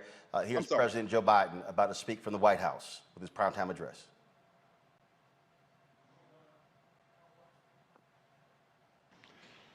On Memorial Day this past Monday, Jill and I visited Arlington National Cemetery. As we entered those hallowed grounds, we saw rows and rows of crosses among the rows of headstones with other emblems of belief, honoring those who paid the ultimate price on battlefields around the world. The day before, we visited Uvalde, Texas. In front of Robb Elementary School, we stood before 21 crosses for 19 third and fourth graders and 2 teachers. On each cross, a name, and nearby, a photo of each victim that Jill and I reached out to touch. Innocent victims murdered in a classroom that have been turned into a killing field. Standing there in that small town, like so many other communities across America, I couldn't help but think there are too many other schools, too many other everyday places that have become killing fields, battlefields here in America. We stood at such a place just 12 days before, across from a grocery store in Buffalo, New York, memorializing 10 fellow Americans, a spouse, a parent, a grandparent, a sibling, gone forever. At both places, we spent hours with hundreds of family members who were broken, whose lives will never be the same. They had one message for all of us: do something. Just do something. For God's sake, do something. After Columbine, after Sandy Hook, after Charleston, after Orlando, after Las Vegas, after Parkland, nothing has been done. This time that can't be true. This time we must actually do something. The issue we face is one of conscience and common sense. For so many of you at home, I want to be very clear. This is not about taking away anyone's guns. It's not about vilifying gun owners. In fact, we believe we should be treating responsible gun owners as an example of how every gun owner should behave. I respect the culture and the tradition and the concerns of lawful gun owners. At the same time, the Second Amendment, like all other rights, is not absolute. It was Justice Scalia who wrote, and I quote, "Like most rights, the rights granted by the Second Amendment are not unlimited." Not unlimited. It never has been. There have always been limitations on what weapons you can own in America. For example, machine guns have been federally regulated for nearly 90 years, and this is still a free country. This isn't about taking away anyone's rights. It's about protecting children. It's about protecting families. It's about protecting whole communities. It's about protecting our freedoms to go to school, to a grocery store, to a church, without being shot and killed. According to new data just released by the Center for Disease Control and Prevention, guns are the #1 killer of children in the United States of America. The #1 killer. More than car accidents, more than cancer. Over the last 2 decades, more school-age children have died from guns than on-duty police officers and active-duty military combined. Think about that. More kids than on-duty cops killed by guns. More kids than soldiers killed by guns. For God's sake, how much more carnage are we willing to accept? How many more innocent American lives must be taken before we say enough, enough? I know that we can't prevent every tragedy, but here's what I believe we have to do. Here's what the overwhelming majority of American people believe we must do. Here's what the families in Buffalo and Uvalde in Texas told us we must do. We need to ban assault weapons and high-capacity magazines. And if we can't ban assault weapons, then we should raise the age to purchase them from 18 to 21. Strengthen background checks, enact safe storage law and red flag laws. Repeal the immunity that protects gun manufacturers from liability. Address the mental health crisis, deepening the trauma of gun violence and as a consequence of that violence. These are rational, common sense measures. Here's what it all means. It all means this. We should reinstate the assault weapons ban on high-capacity magazines that we passed in 1994 with bipartisan support in Congress and the support of law enforcement. 9 categories of semi-automatic weapons were included in that ban, like AK-47s and AR-15s. And in the 10 years it was law, mass shootings went down. But after Republicans let the law expire in 2004, and those weapons were allowed to be sold again, mass shootings tripled. Those are the facts. A few years ago, the family of the inventor of the AR-15 said he would have been horrified to know that its design was being used to slaughter children and other innocent lives instead of being used as a military weapon on the battlefields as it was designed. That's what it was designed for. Enough. Enough. We should limit how many rounds a weapon can hold. Why in God's name should an ordinary citizen be able to purchase an assault weapon that holds 30-round magazines that let mass shooters fire hundreds of bullets in a matter of minutes? The damage was so devastating in Uvalde, parents had to do DNA swabs to identify the remains of their children. 9 and 10-year-old children. Enough. We should expand background checks to keep guns out of the hands of felons, fugitives, and those under restraining orders. Stronger background checks are something that the vast majority of Americans, including the majority of gun owners, agree on. I also believe we should have safe storage laws and personal liability for not locking up your gun. The shooter in Sandy Hook came from a home full of guns. They were too easy to access. That's how he got the weapons. The weapon he used to kill his mother and then murdered 26 people, including 20 first graders. If you own a weapon, you have a responsibility to secure it. Every responsible gun owner agrees to make sure no one else can have access to it, to lock it up, to have trigger locks. And if you don't, and something bad happens, you should be held responsible.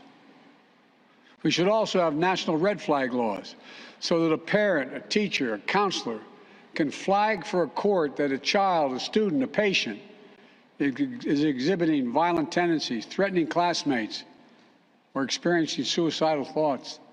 It makes them a danger to themselves or to others. 19 states in the District of Columbia have red flag laws. The Delaware law is named after my son, Attorney General Beau Biden.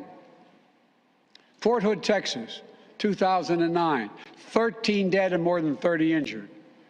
Marjorie Stoneman Douglas High School in Parkland, Florida, 2018, 17 dead, 17 injured. In both places, countless others suffering with invisible wounds. Red flag laws could have stopped both these shooters. In Uvalde, the shooter was 17 when he asked his sister to buy him an assault weapon, knowing he'd be denied because he was too young to purchase one himself. She refused. But as soon as he turned 18, he purchased 2 assault weapons for himself. Because in Texas, you can be 18 years old and buy an assault weapon, even though you can't buy a pistol in Texas until you're 21. If we can't ban assault weapons, as we should, we must at least raise the age to be able to purchase one to 21. Look, I know some folks will say 18-year-olds can serve in the military and fire those weapons. But that's with training and supervision by the best trained experts in the world. Don't tell me raising the age won't make a difference. Enough. We should repeal the liability shield that often protects gun manufacturers from being sued for the death and destruction caused by their weapons. They're the only industry in this country that has that kind of immunity. Imagine if the tobacco industry had been immune from being sued, where we'd be today. The gun industry's special protections are outrageous. It must end. And let there be no mistake about the psychological trauma that gun violence leaves behind. Imagine being that little girl, that brave little girl in Uvalde, who smeared blood off her murdered friend's body on her own face to lie still among the corpses in her classroom and pretend she was dead in order to stay alive. Imagine what it'd be like for her to walk down the hallway of any school again. Imagine what it's like for children who experience this kind of trauma every day in school, in the streets, in communities all across America. Imagine what it's like for so many parents to hug their children goodbye in the morning, not sure whether they'll come back home. Unfortunately, too many people don't have to imagine that at all. Even before the pandemic, young people were already hurting. There's a serious youth mental health crisis in this country. We have to do something about it. That's why mental health is the heart of my unity agenda that I laid out in the State of the Union address this year. We must provide more school counselors, more school nurses, more mental health services for students and for teachers, more people volunteering as mentors to help young people succeed, more privacy protection and resources to keep kids safe from the harms of social media. This unity agenda won't fully heal the wounded souls, but it will help. It matters. I just told you what I'd do. The question now is, what will the Congress do? The House of Representatives already passed key measures we need. Expanding background checks to cover nearly all gun sales, including at gun shows and online sales. Getting rid of the loophole that allows a gun sale to go through after 3 business days, even if the background check has not been completed. And the House is planning even more action next week. Safe storage requirements, the banning of high-capacity magazines, raising the age to buy an assault weapon to 21, federal red flag law, codifying my ban on ghost guns that don't have serial numbers and can't be traced, and tougher laws to prevent gun trafficking and straw purchases. This time, we have to take the time to do something. And this time, it's time for the Senate to do something. But as we know, in order to get anything done in the Senate, we need a minimum of 10 Republican senators. I support the bipartisan efforts that include a small group of Democrats and Republican senators trying to find a way. But my God, the fact that the majority of the Senate Republicans don't want any of these proposals even to be debated or come up for a vote, I find unconscionable. We can't fail the American people again. Since Uvalde, just over a week ago, there have been 20 other mass shootings in America, each with 4 or more people killed or injured, including yesterday at a hospital in Tulsa, Oklahoma.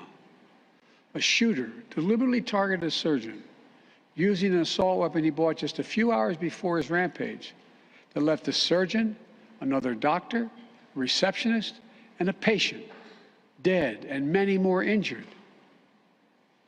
That doesn't count the carnage we see every single day.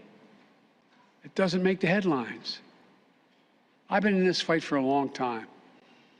I know how hard it is, but I'll never give up. And if Congress fails, I believe this time a majority of the American people won't give up either. I believe the majority of you will act to turn your outrage into making this issue central to your vote. Enough, enough, enough. Over the next 17 days, the families in Uvalde will continue burying their dead. It will take that long in part because it's a town where everyone knows everyone. And day by day, they will honor each one they lost. Jill and I met with the owner and staff of the funeral home as being strong to take care of their own. And the people of Uvalde mourn as they do over the next 17 days. What will we be doing as a nation? Jill and I met with the sister of the teacher who was murdered and whose husband died of a heart attack 2 days later, leaving behind 4 beautiful orphaned children, all now orphaned. The sister asked us, what could she say? What could she tell her nieces and nephews? It's the most heartbreaking moments that I can remember. All I could think to say was, I told her to hold them tight. Hold them tight. After visiting the school, we attended Mass at Sacred Heart Catholic Church with Father Eddie. In the pews, families and friends held each other tightly. As Archbishop Gustavo spoke, he asked the children in attendance to come up on the altar and sit in the altar with him as he spoke. There wasn't enough room, so Mom and her young son sat next to Jill and me in the first pew. And as we left the church, a grandmother who had just lost her granddaughter passed me a handwritten letter. It read, quote, "Erase the invisible line that is dividing our nation. Come up with a solution and fix what's broken and make the changes that are necessary to prevent this from happening again." End of quote. My fellow Americans, enough. Enough. It's time for each of us to do our part. It's time to act for the children we've lost, the children we can save, for the nation we love. Let's hear the call and the cry. Let's meet the moment. Let us finally do something. God bless the families who are hurting. God bless you all. From a hymn based on the 91st Psalm sung in my church. May he raise you up on eagle's wings and bear you on the breath of dawn, make you to shine like the sun and hold you in the palm of his hand. That's my prayer for all of you. God bless you.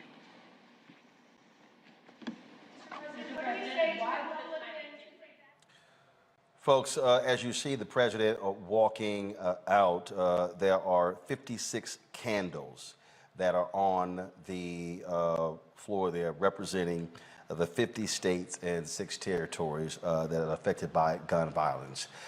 We go back to our panel. Also joining us is Tatiana Washington, who's an organizer for March for Our Lives. She joins us from Milwaukee. The March for Our Lives was birthed out of the mass shooting at Marjorie Stoneman Douglas High School in Parkland, Florida on February 14th, 2018. Tatiana, just to put this into context, this year, 3,044 members of the class of 2021 died as a result of gun violence. That's according to the lost class. What did you hear from what the president just said? What did you like? What did you dislike? Was there more that you wanted to hear? Just your assessment of his primetime address to the nation regarding gun violence. Definitely, and thank you so much for having me. You know, I think a lot of people, and I think a lot of young people, especially us at March for Our Lives, you know, we started in 2018, and some of us were graduating high school, and now we're getting ready to graduate college or graduated college. And I think a lot of us, we're tired of just hearing words, and we really need action. You know, I definitely agree with President Biden. We do need to have a vote on background checks. 90% of Americans support universal background checks, and we need to see who is with us and who isn't with us so we can start and mobilize against them and really vote them out. Reese, I'm looking at comments in our chat room, and people are saying, I'm bored by this. This is not impressive. I want to hear more. He should do more. He should sign an executive order. But people have to understand, first of all, people have to understand you can't sign an executive order for everything. That's first. He's been consistently saying that Congress has to actually pass laws that affect this. That's also what I think there's so many people are not understanding the reality of civics and the different branches of the federal government. Definitely. But we know that people don't understand the way that laws are made or obstructed. In the case of Republicans, what they've been doing since Obama and Mitch McConnell pledged to make Obama a one-term president, and has been bragging even this week about blocking Merrick Garland from the Supreme Court. I think the problem is people really don't know the severity of the obstruction that's capable, or, you know, that Republicans are able to get away with because of arcane Senate rules like the filibuster. And there are not the votes there to overturn it. And so The challenge is still, how do you do what you say needs to be done? And I don't think that President Biden really introduced anything new there. I appreciated that he did specifically call out the Republicans, and he gave, it's unconscionable. And he gave a little, oh gosh, that's terrible. But I did not hear anything rousing to get people out into the streets, to move the needle. This was not a needle moving speech. I listened to his speech that he gave shortly after Uvalde, which was not a primetime speech. And it was much of the same content in this speech tonight. So it was a Biden speech. It was a POTUS speech. I mean, it's not going to move hardly anybody. And people that hate you criticizing President Biden or criticizing the Democrats are going to complain about people who did not find much inspiring about that. But it's not the people who already like President Biden. It's not the people that are already voting Democrats that you have to worry about mobilizing and shaking out of their complacency or apathy or their belief that nothing can be done. It's those who are really just very casually viewing things, those who did not have a deep understanding of civics, that you got to find a way to wake the hell up and see what's on the ballot and what's at stake here. And I don't think that did that. Like I got someone here, Antonio Dotson, who says, Roland, he's the president, he could do more. Okay, Antonio, like what? And Tatiana, I think that is the reality that we're living in. There are we do not live in a dictatorship. There are limitations in terms of what the president can do. I do believe that the importance of this speech is to be a part of the national consciousness, to help rally and move people to act on this. And I think that's still, I think, what is important here. The question now becomes, how does this White House continue it? Again, getting people to write, to call, the march that y'all are doing on June 11th, the Poor People's Campaign, a meeting on June 18th. You have to move people to act. If they are flooding the United States Senate with phone calls and emails, if people are coming to the nation's capital, that's a part of it. But if there has to be sort of that groundswell of support and pressure, they have to feel it to get them to move. Definitely, for sure. And, I think really, a vote on universal background checks is the floor, and it's the bare minimum that they can do. Again, this is something that 90% of Americans support. And we know that really to end this epidemic, we're going to have to reimagine our world, right? This is not just about guns itself. It's about addressing those root causes of poverty and armed supremacy and mental health and so much more. And we really need something bold and transformative and something that centers community and embraces people in, and really that's centered around love and care for people. And I will also say that something that March for Our Lives has been pushing for is asking President Biden to appoint someone that's a national director of gun violence prevention. This is something that he can do today without Congress approval. But again, we do need Congress to act, and we need people involved, and really hoping that folks do join us on June 11th. And whether it's in DC or in Milwaukee or in Chicago or anywhere else in the country, we're marching all over, and we really need folks on the ground to really say that enough is enough. Larry, as I sit here again, I'm looking at how people are responding, and I have to go ahead and say it. To all of y'all in the chat rooms who are saying, oh, I wasn't inspired, I was bored, he should do more, please tell me how many times you've called your United States Senator. Please tell me when you've emailed them or written them. I mean, Tatiana, they're out there doing the work. Shannon Watts and Mom's Demand, they're doing the work. But part of this issue here, Larry, is that there are too many people who are like, oh, something has to be done, but they won't even pick the phone up or even say, I'm going to call my U.S. Senator every day at 10 a.m. Every day I'm going to call, and I'm going to get 10 or 20 people to do the exact same thing. Public pressure is the only thing that is going to get them to act. Roland, that's a really important point. So I'm going to give you some insight from a staffer's perspective. When we got emails or phone calls consistently from voters from my boss's district about an issue, it was my responsibility to bring it to his attention and ensure he got reelected. So if that pressure does work, if you keep calling, keep emailing, and when you have these these town halls, et cetera, whether it's virtual or in person, we just saw Senator Grassley just the last couple of days, people asking him about this issue relating to guns and violence in America. When you begin to challenge public officials on these issues, you make them nervous, and particularly if they're up for re-election. The other thing, Roland, is some of the things you talk about in the chat you talked about civics. It is really important people understand the difference between executive, legislative, and judicial body, right? So when people need to understand those distinctions. But it is really important, once again, this is the point you highlighted, that we pressure these folks to let them know that we want something done now. We're not waiting. And if you don't do it, we're going to hold you responsible at the ballot box. And people, listen, if they want to, get in these chats and make all these points, you got to go out and register people to vote. That's the other thing I need President Biden to make that connection to these issues and use the bully pulpit to say what the additional things that we need to do in supporting DNC and other various nonprofit organizations, progressive organizations, grassroots organizations, to register people to vote, to make sure if people don't want to get anything done now, then come November that they won't be in office anymore.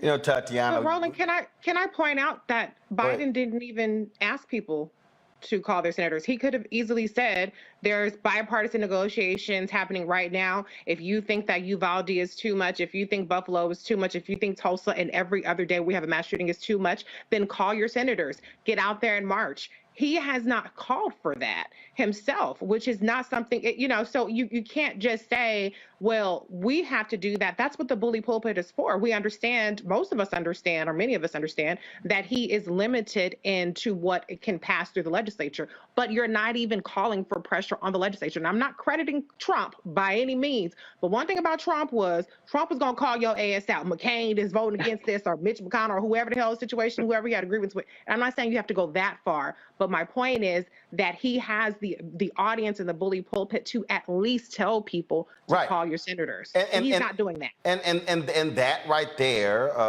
Tatiana, is, again, for me, when I talk about if you're going to use the bully pulpit, you have to direct people. People out here going, okay, I want to do something, but they literally don't know where to go. He has to actually do that. The White House has to do that. There should be a war room set up in the White House right now when it says that we are going to make this issue our top issue, and we want to see it done before the November election. And again, Tatiana, that to me is, I think, yes, what he has to say and keep saying on a constant basis. Definitely. And I would also say to the folks that are saying they don't feel inspired, what is it going to take? So many of us in this movement have been personally impacted by gun violence. In 2017, I lost my aunt in a murder-suicide at the hands of her husband. That's really why I got involved. And you hear these stories from so many people all around the country. I honestly don't know that many people that haven't been directly impacted by gun violence. And I want to make sure that we stop this and making sure that we're not all collectively living with this trauma. There was once a young girl who was about 12 years old came up to me after I did a panel and told me, it's not if I get shot, it's when. And we really have a generation of traumatized kids and traumatized adults, and enough is honestly just enough. And we need everyone to come forward and really fight to end this epidemic. And that right there, I'm so glad Tatiana said that, Greg. When we played those videos of Buffalo and Uvalde, I mean, I saw how it touched you emotionally. And so when somebody says, I need to be inspired, that's the whole point of you seeing the videos. Right. The video should piss you off. Thinking about the 9 dead at Mother Emanuel, that should, that's the piece there. And so I agree with Reese. President Biden should have done that. But if you're sitting here watching this show right now and saying, oh my God, I need Biden to inspire me, what the hell were you doing an hour ago? Right. We showed you the faces of 19 kids and two adults dead in Uvalde, and 10 dead in Buffalo, 9 dead again at Mother Emanuel. The kids dead at Santa Fe. The folks dead, 26 dead, Sulphur Springs, 23 dead at the Walmart in El Paso. Hell, an 86-year-old black grandmother at her grandson's graduation on the campus of Xavier University 2 days ago, dead because a shooting broke out. 4 dead Tulsa yesterday. 5 shot at a funeral today in Wisconsin. So what the hell you mean you need to be inspired? Right. That's because they show Will Smith slapping Chris Rock and everybody talking about that, or Johnny Depp and Amber Heard. You know, you're dead. You are dead. That's all. You're dead. If you don't like it, I really don't care. Roland, the first time we met and had our little back and forth where I realized you were a Twitter assassin. It was you were moderating a conversation after showing the 12 Years a Slave. I've only watched that movie one time because the historical inaccuracies bother me, this kind of thing. But the one thing that motivated you that night with such passion, among other things, was the brutality that Steve McQueen showed in that film. It's too much for a lot of people. A lot of young people say, I don't watch no slavery films. Why? It's not because you are dead inside. It's because when you see our people get whipped, that's why Roots had the impact it had in the 70s. That wasn't Kunta Kinte, that was John Amos. You understand? That was Maya Angelou and Cicely Tyson. You knew those people. Even O.J. Simpson in there. I mean, you saw people get whipped who you knew. Now, why do I say all that? And Sister Tatiana, I'm going to tell you, sis, we never met personally, but I love you and I love all of you young people who are doing this because you have a faith I don't. I have no love for this country because I know too much history. You see, there was a time when you were bought and sold, and your womb was used as an ATM. And the violence that caused that persists. This criminal enterprise was founded on this kind of violence. And it's not going to go away until we end it. Now, so I guess when you said that, Tatiana, I saw Joe Biden walk out there, and I don't know whether the Democratic National Convention is going to be in New York, Chicago, Atlanta. Those are the 3 major cities. But wherever it is, it could be years from now when you are sitting in your office or you're a federal judge or you overseas doing something, you may look back and say, that was the moment that the Democrats lost the midterm elections and lost the election of 2024. Because in that moment, Joe Biden could have at least appointed a czar, as you say. It has his power. He has the power to do that. What he also could have done, he talked about, what did he talk about? He talked about renewing the 94 to 2004 assault weapons ban. And Dr. Walker, Larry, you may have been on the Hill or around there, so you could probably walk us through what happened. Of course, they let it lapse. But then 4 years later, Obama was elected, and that's when the real shift took place because they said, oh, my God, look, a Negro. We must never let that happen. That's when the United States went over the edge, and the White Nationalist Party dropped all pretenses. He said you should lock up your guns and have the trigger locks. Okay. Then he said you should have the red flag laws. Okay. And 19 states have them, and the one in Delaware is named for my son. Okay. And then he started talking about mental health. And counselors and nurses and okay, that's right, mentors. Or where's he going with this? And then he said, and that's why Congress must act. The House has passed legislation. And in the Senate, and I said, here he goes. He's about to blow up the filibuster. He said, we need 60 votes. You motherfucker. See, President Biden, sir, I can't call you brother because we don't have the same lineage. I know y'all like that 8 people, but the point is this. You believe in something that doesn't exist. Right. Malcolm X said you're speaking a language they don't understand. Do you understand today that a white nationalist congressman from Missouri, from the 7th District, Missouri, around Springfield, named Billy Long, said he wants to get reelected and he's going to push to get Kamala Harris out as vice president, put Trump in, and then push to get you to resign, sir?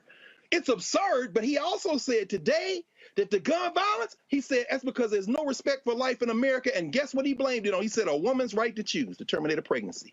Abortion is the reason for gun violence. These white boys are playing for the whole ball of wax, and you still talking as if this is a nation. You're the president of the damn United States of America. You may have lost the election tonight, but only thing that might save you is the people in the United States of America, including apparently too many people in this chat, have the memory of a fruit fly. So they're not going to remember tonight that when faced with a moment when you could have decisively said, we're going to need to blow up the filibuster. I'm talking to you, Joe Manchin, and I'm talking to you, Kristen Sinema, tonight. Enough is enough. Instead of saying that, or instead of saying, as you just heard Tatiana say, and these young people have been organizing since before Sandy Hook since before Marjorie Stoneman, but they in the streets. And you could have said tonight, I'm appointing a czar, and they're going to coordinate all federal policy, and I'm going to do everything in my power. We've already teed up, and tomorrow you're going to see me sign these orders. In other words, you could have done that, but instead of that, you went through all the things you want. Then you held up those babies that you talked about and those elders you talked about, and you said it takes 60 votes. No, it don't take 60. Larry, tell them that's a Senate rule. No. You swung and you missed tonight, Joe. There are things you could have done. This young lady right here told you right now one of the things you could have done, and that would have cost you nothing. I'm sorry, Roland. I'm done. Thank you, Tatiana. Thank you. Tatiana, I got to speak to this. There are folks who are not very interesting. Because the previous conversation we had, one guy was like, see, there you go. We talk about reparations, and Roland, you switched to voting for Democrats. And then I had someone said, on the gun issue, you caping for Democrats. When the U.S. House passed a bill a week ago dealing with domestic terrorism in the aftermath of Buffalo, one Republican voted for the bill. It passed because Democrats voted for it. When the House passed a bill to stop price gouging of gas, no Republicans voted for it. When the House passed a bill to spend $28 or $30 million to deal with baby formula, no Republicans voted for the bill. Republicans in this session voted against the John Lewis Act. Republicans in this session voted against the For the People Act. Senate Republicans blocked the bill dealing with terrorism. When Donald Trump went to the White House, one of the first bills the Republican House repealed was an Obama-era rule that dealt with ending discrimination in auto lending. So for all of y'all people who keep saying, oh, who he's caping for, oh, he keeps moving to talking about voting for Democrats, please tell me who the hell then else out there is going to vote for it. If the entire Republican conference, except one, voted against the domestic terrorism bill after 10 black folks were gunned down in Buffalo, well then who the hell would I say we should be pressuring to vote? If nothing can move right now because of the filibuster, yes, sir, because of Sinema and Manchin, that's right, and if that means that Tim Ryan gets elected in Ohio, and Sheriff Beasley in North Carolina, and Fetterman in Pennsylvania, and Demings in Florida, and Warnock gets reelected in Georgia, and Kelly gets reelected in Arizona, and Democrats hold the seats in Nevada and New Hampshire, and if Mandela Barnes wins the Democratic nomination in Wisconsin and then beats Senator Ron Johnson in November, And if folks mobilize black people and poor white people in Kentucky and Charles Booker takes out Rand Paul, if we register 100,000 black people in Louisiana and puts Gary Chambers in position to beat Senator John Kennedy, then we're talking about 55, 45, 57, 43, and then Sinema and Manchin that votes are negated. So tell me who the hell else there is to support. Teach. You cannot sit here on Twitter and on YouTube and Facebook and go, all you talking about is vote for Democrats, when the opposition don't give a damn about your black ass. Mm-hmm. But you want to sit your Simple Simon ass at home.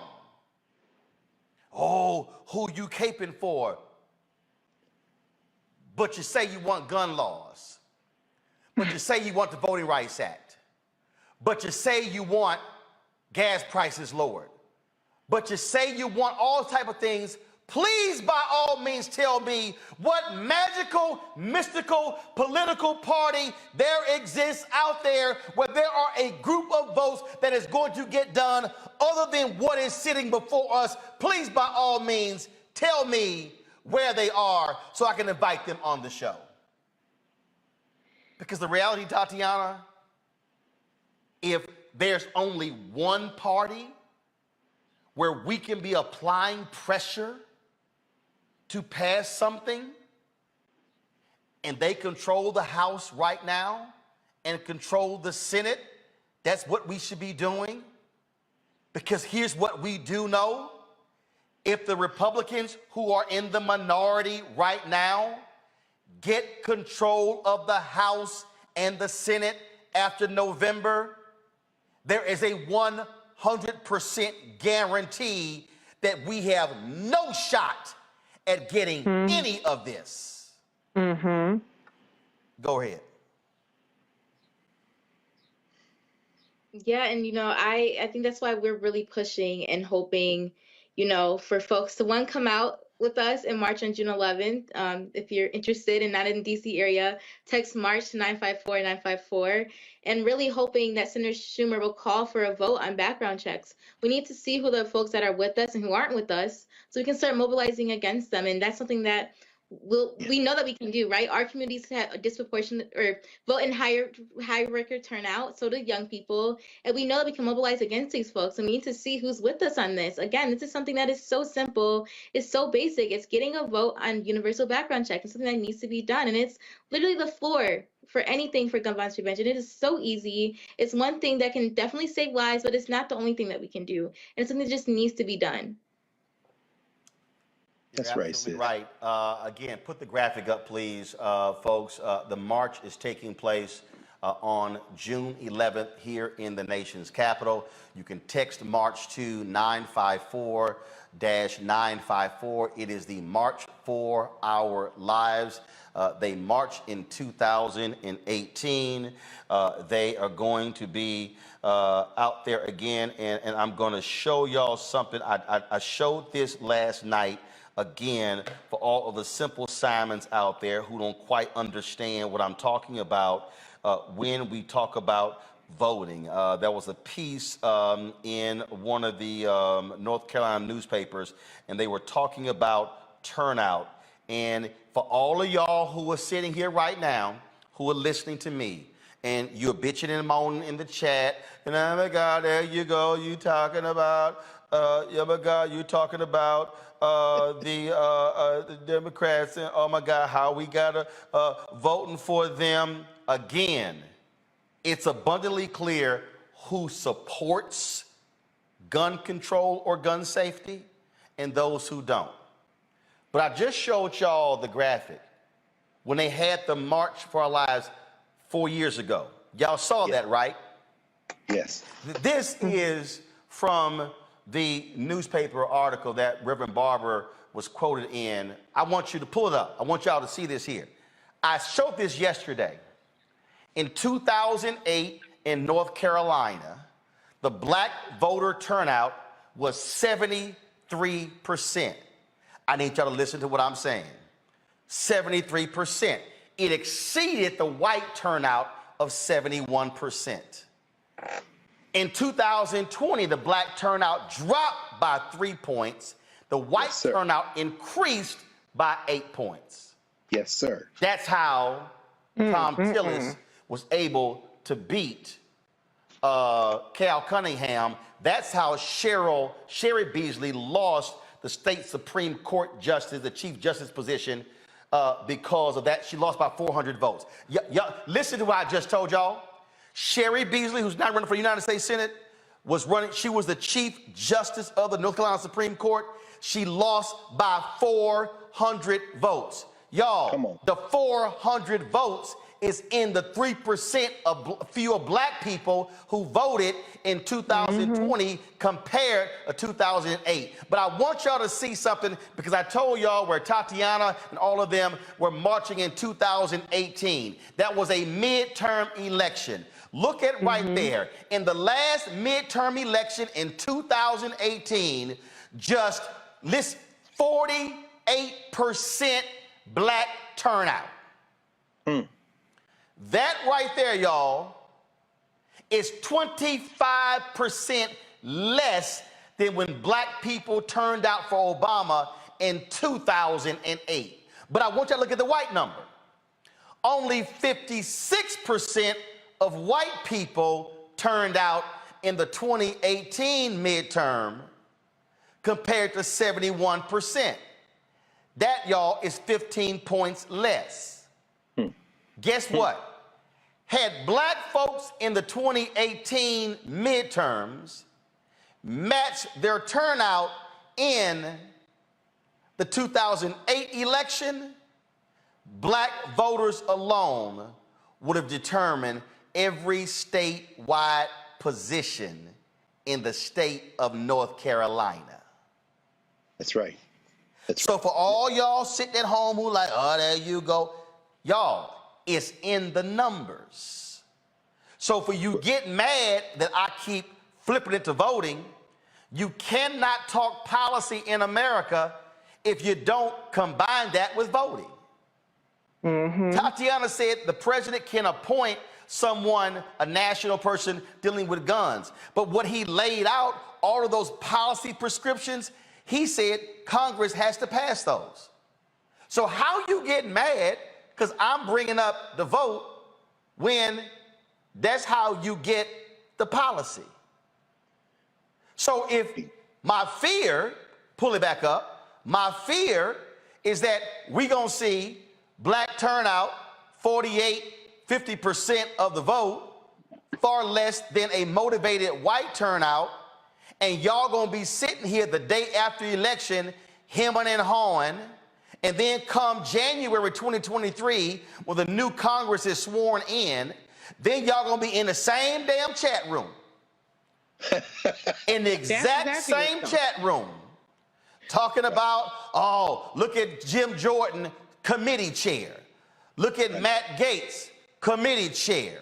Oh, look at this Republican. And now all of a sudden, they're over this. And then you're going to be complaining about what didn't get passed. And then you're going to be saying, well, it's a doggone shame. And I'm going to sit here and say, did your ass vote? Did your cousin vote? Did your family vote? Your church member, your fraternity brother? ADOS, did you vote? FBA? Because let me just go ahead and say this right now. ADOS, FBA, B1. Y'all ain't getting a damn thing if Republicans control the House and the Senate. You can go ahead and write that in stone. Stone. Because there's not one Republican co-sponsor of H.R. 40. Not one. So if you want to get an attitude, hey man, you always talking about, oh, go over here. Numbers don't lie. But see, Tatiana is with us like the president said that little girl who smeared blood on her body is with us. So if you are that desperate because you need somebody to excite you, pull the numbers back up. Because see, y'all, 2008, when 73% of black people voted, in 2008 when 73% of black people voted? In 2008 when 73% of black people voted? In 2008, no, I need the other one, y'all. In 2008, guess what? They were excited. Right. They were excited. Right. Oh, Obama. Black people were so excited in North Carolina, they literally outvoted white people. Mm-hmm. And he won the state by 14,100 votes. 14,100. Some cities had 90% black turnout. Right. Right. What I'm saying is, you can't get excited about hearing the story of a young girl smearing blood on her body and laying still so she don't get shot. But have the same damn enthusiasm you did for Obama. If you need to be inspired to vote, write the damn names down, the 9 black people killed in Charleston. Mm-hmm. If you need to be inspired, write down the 10 names of the black people killed in Buffalo. Since you need to be inspired. What I'm saying to y'all, you Simple Simons, you caping for the Democrats. If that was another party that was out there that supported these issues and they were in office, I'd be like, let's go. Boo. There ain't. See, I got to work with what I got. And what I'm saying right now, they don't want to hear that. It is an absolute fact that that march that Tatiana and those students are going to be on, put the graphic back up, at that march, ain't no Republicans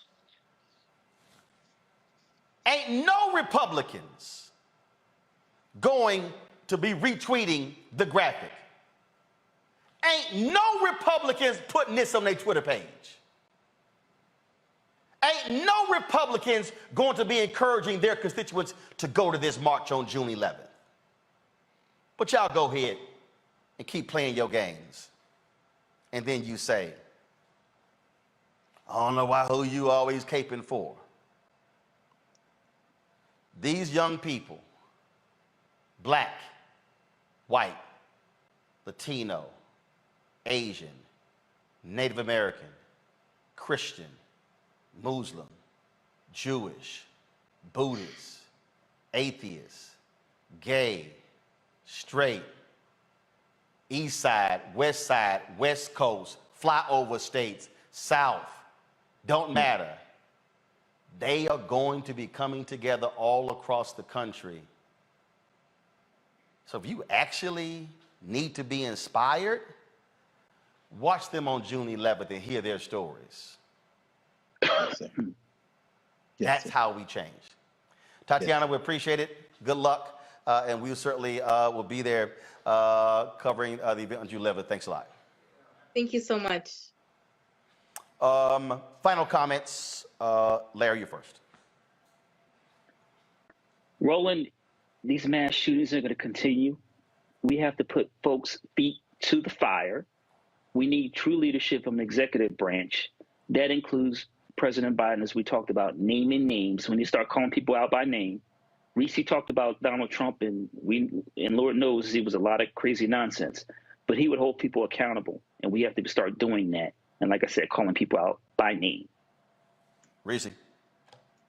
Yeah, I just want to, point out that in addition to apathy and confusion, we have chaos and we have disinformation targeting Black people specifically. And especially to try to gin up discontent and disillusionment, particularly with Democrats. That's why you have an organized chaos agent of, trolls, army of trolls who will make comments that try to dissuade you from advocating for the party that actually is in support of the policies that we want to see push us forward. It's the reason why people know about this COVID-19 Hate Crimes Act that they refer to as the Asian bill, but they don't say anything about the Emmett Till Anti-Lynching Act. It's why they call for an anti-Black hate crimes bill, even though the Black hate crimes bill passed in 1968, which is called the Civil Rights Act, and the Matthew Shepard and James Byrd Jr. Hate Crime Act in 2009, I believe it was. So, it's the reason why people can name drop that K-pop was at the White House the other day. It was Asian American Pacific Islander Heritage Month. God, they can't go to the White House, I guess. But you didn't hear anybody outside of, Roland and certain Black media outlets talking about Gianna Floyd being at the White House for the signing of the executive order and on her father's, shortly after her father's death anniversary, and the police activity. And so our police executive order. And so what we have permeating through our community is chaos and confusion sown by disinformation and misinformation. And so if you are feeling disillusioned, it's probably intentional. And that's what we have to work on. We have to work on combating these narratives that are meant to suppress our enthusiasm or even suppress just our basic knowledge of the facts. Meant to try to get us to believe that nothing is being done or this group is getting something and we ain't getting nothing. Nobody talks about the HBCU bomb threat security grants. I was there at the White House covering that, but they want to talk about the response to the COVID-19 hate crimes. And so we got to get our shit together, because right now, I just don't understand. I do understand, but it really pisses me off the way that it's common knowledge in our community, all the shit that ain't got nothing to do with us, but none of the stuff that actually does impact us is any kind of common knowledge. So that's what we got to work on. And as it's been said many times, you have to wake up. It's at this point, your non-action is a reflection of your consciousness, not anybody else's. And I'm going to always encourage Democrats to step their game up, step their messaging up. But at the end of the day, what you choose to do in this moment is on you, and it's a reflection of you and you alone, not anybody's messaging, not anybody holding your hand and making you excited. It's a message on you and what you can tolerate going forward in our society. Great. Right. That's right. Thank you, Reese. I'm gonna follow right along with you, sis. We are passionate with each other because of the trauma we've experienced together, and I think that's what's fueling the lineage stuff in California and the FBA, and it's all coming out of the trauma. We've been harmed, and so when we disagree with each other, it's very passionate. That's what's fueling some of this gun violence in places where it's Black on Black. We're next to each other and we're being harmed. So we harm ourselves. When you harm another Black person, you harming yourself. That's that deep self-hatred expressing itself outward. And Roland, in your home state, brother, when you mentioned Texas a few minutes ago in terms of what we should do and how Beto is acting, and you evoked it. When you go to the 1920s, 30s, and 40s, those Black people were up against the straight Klan in the white primary. There's a reason why those voting rights cases that come into the 1940s, 50s, and 60s, the white primaries, Nixon versus Allwright, Nixon versus there's a reason why they came out of Texas. Why? Because Black people still had the faint memory of the lash, and they bonded together and turned that pain into rage, and they organized and they broke the back of the white primaries. Those of you who say, well, the Republicans freed the slaves, go to hell. Y'all go read some history. Because those white nationalists left the Democratic Party as Black people organized in the 40s, 50s, 60s, and they went into the Republican Party. This isn't about DNR, it's about power.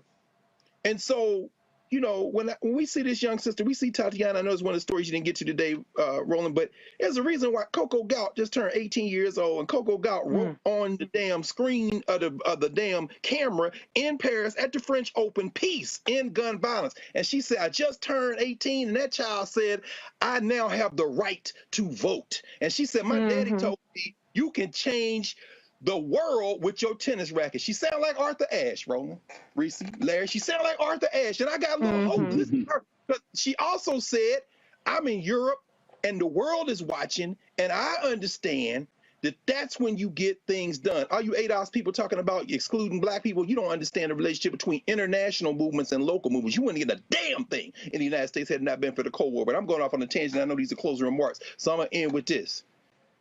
Charles Booker comes in to the Senate from Kentucky, and Roland did the litany.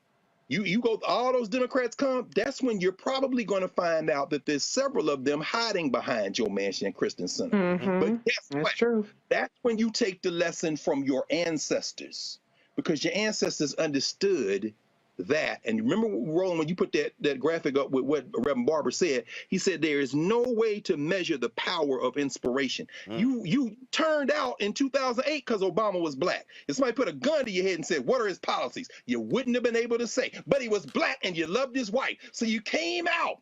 Guess who else came out? Them white boys who've been plotting to kill you since the damn civil rights movement of the 60s in a slow march to control the courts. Go look at Samuel Alito the night we was covering the election, and Alito was prepared to throw all the votes in Pennsylvania out. Y'all ain't read the damn opinion. I read the opinion. He said sequester the votes in case we have to revisit this. If it could have been close enough for them to steal that night, they'd have stole it. But guess what they've been doing the last few years? They've been putting their judges in place. They've been getting their secretaries of state in place. And they getting ready to run a cold-ass Boston. If you think we attacking each other now, wait till the misery comes in the midterms. This ain't about DNR. This is about self-defense. Please understand that those African people in Texas who couldn't vote in the 20s, 30s, and 40s and went to court, and then who got the right to vote, and then who got out in the street and spilled blood and got that legislation pushed through Congress, because the world was looking at them, including a lot of people who look like us, and said, we ain't doing business with y'all, arguing to people at the United Nations. Guess what? They didn't look at the struggle in terms of an election cycle. Nat King Cole didn't distract them from, and the last time I looked, Jack Robinson was in the street too. In other words, Coco Gauch is returning to a tradition. She's not starting one. Stop looking at this.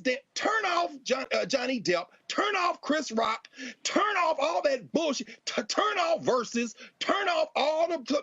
And remember that your ancestors did not struggle in 2-week increments, in 6-month increments, in one election cycle increments. They long-range future, and damn it, you done dropped the damn baton. And I'm saying that in love, because I know we argue with each other because we love each other and we are in pain. So now, if we don't have more pain, you better get your black ass out there and vote. He's caping for the Democrats. I'm caping for black people. Don't be so stupid, because when they lose, it's your black ass that's going to get shot. Just remember that. I'm going to close it out with this, and it's picking up on what Greg just said, and we've been warning y'all about this. So don't act brand new. Vanity Fair has a piece that says Steve Bannon's election takeover dream is starting to take shape. Recordings obtained by Politico suggest the GOP is embracing the precinct strategy promoted by the former Trump advisor and right-wing podcast host, a plan that could lead to chaos at the polls in November. Yep. I'm just going to read this. Embracing the precinct strategy promoted by Steve Bannon, the GOP is reportedly preparing to sow chaos in the 2022 election by creating an army of poll workers and Republican lawyers to challenge voters in Democratic precincts. According to recordings obtained by Politico, the Republican National Committee has been recruiting and training poll watchers to contest votes and building a network of party-friendly attorneys to help them. The operation has been cast by Republican officials as an effort to even out party imbalances among poll workers in urban centers like Detroit. That's you, black people. Right.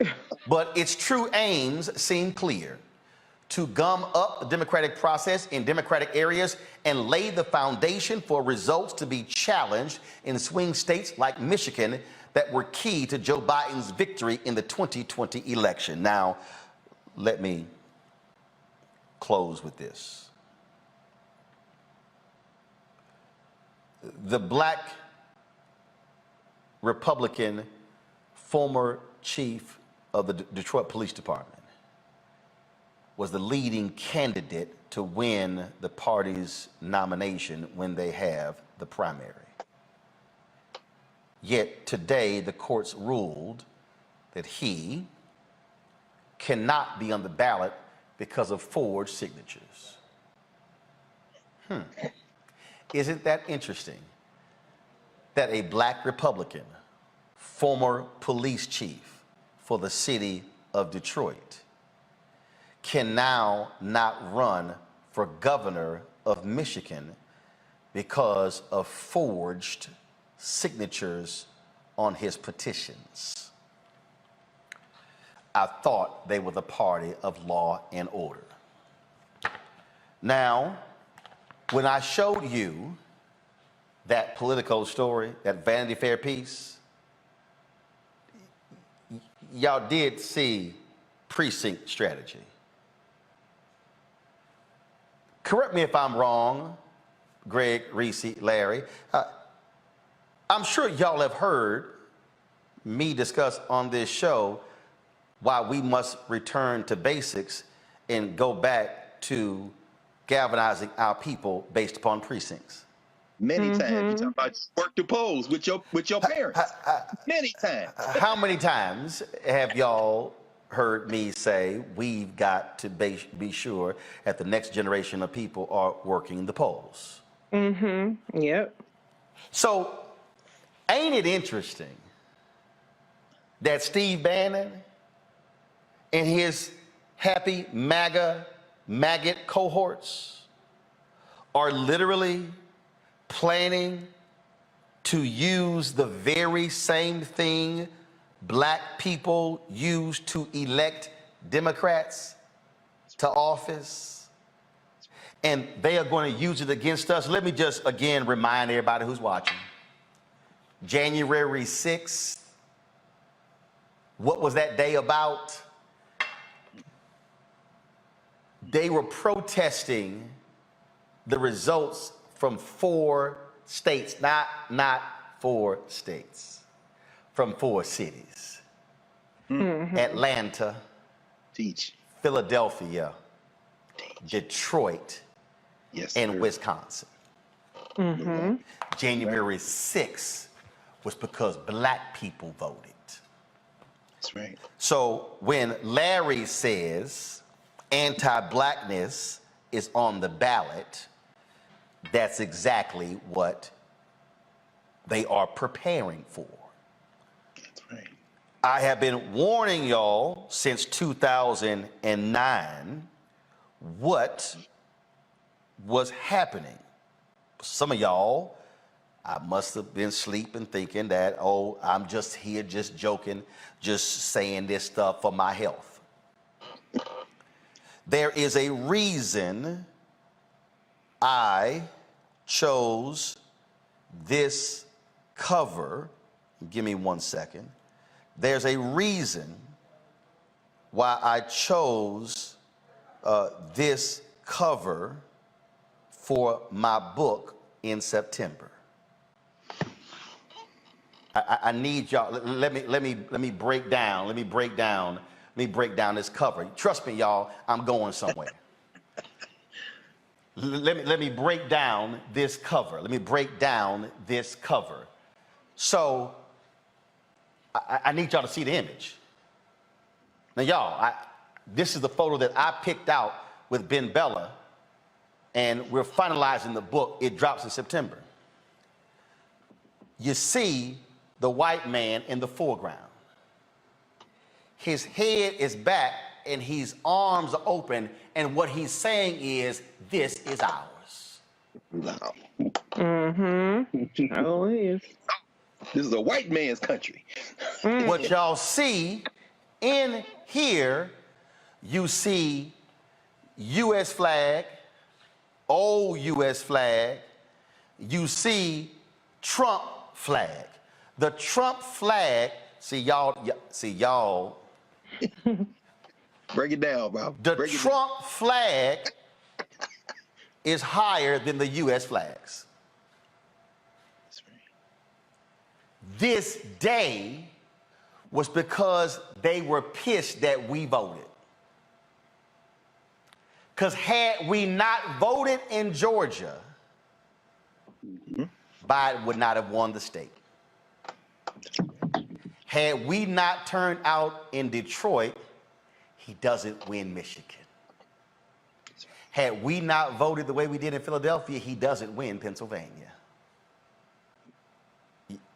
Had we not voted the way we did in Milwaukee, he don't win Wisconsin. Y'all, that's what January 6th was all about. Now let me close this way. That y'all see, because the rest of the book is actually called White Fear: How the Browning of America is Making White Folks Lose Their Minds. That's the book. I'm trying to get y'all, and it drops in September, so I'm trying to get y'all to understand, for your simple Simons who keep saying, oh man, you try to get this, I mean, we ain't trying to do that, and we trying to get... Greg has said it. They are coming for us. Yeah. They are afraid of our growing power. That's right. They are angry that we have been using our power. Y'all need to understand the largest group in the Democratic House is the Congressional Black Caucus. Yes. And a lot of y'all saying they don't do this, they don't do that, but you ain't know what the hell they doing because you know who the hell represents you. But I am warning y'all today at 8:43 p.m.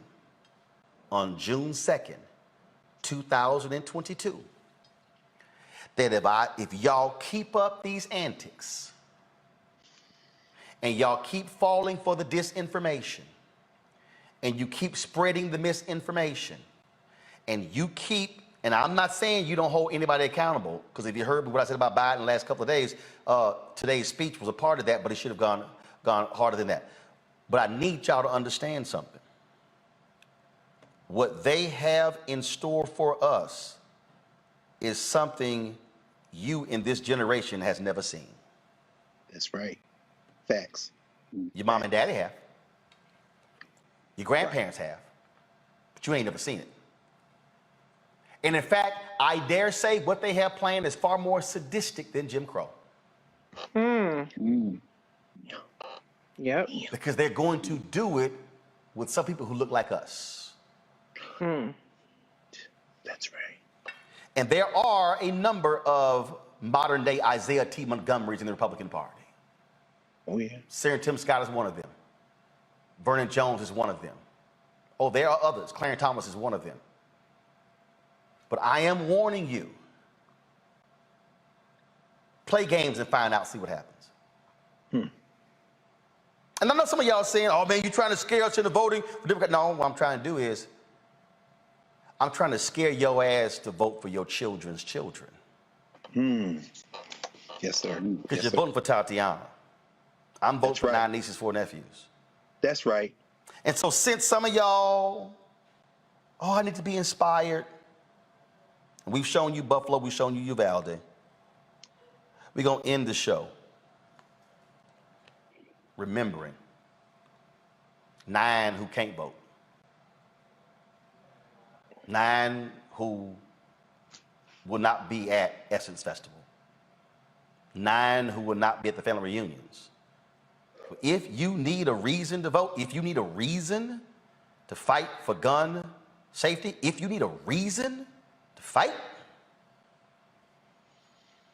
remember Emmanuel 9.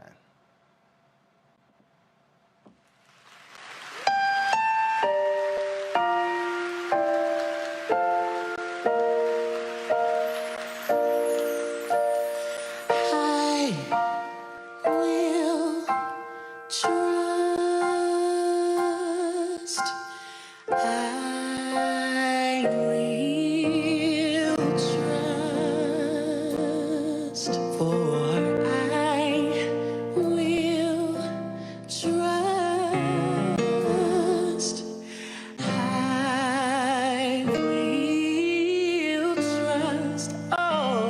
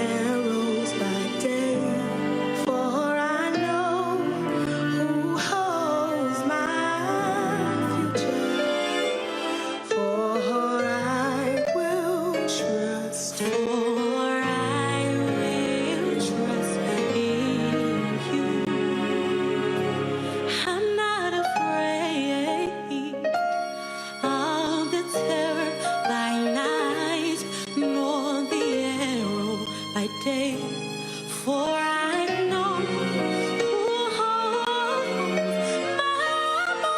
my future. For I will trust in you.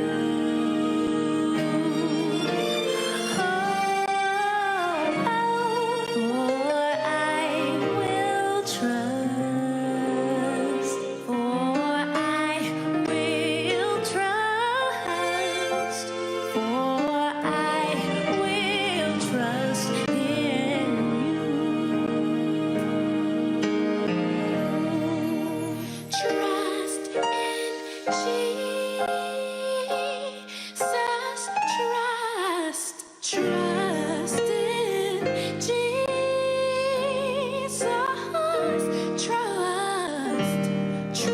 in Jesus. Trust in Him. For I will trust. For I will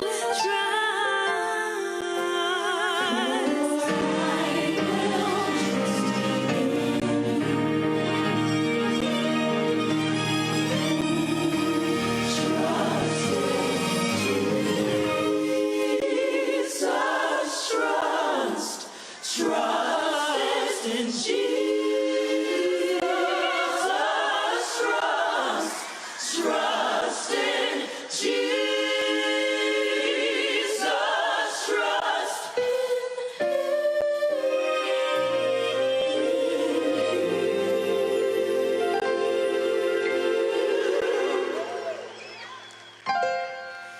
in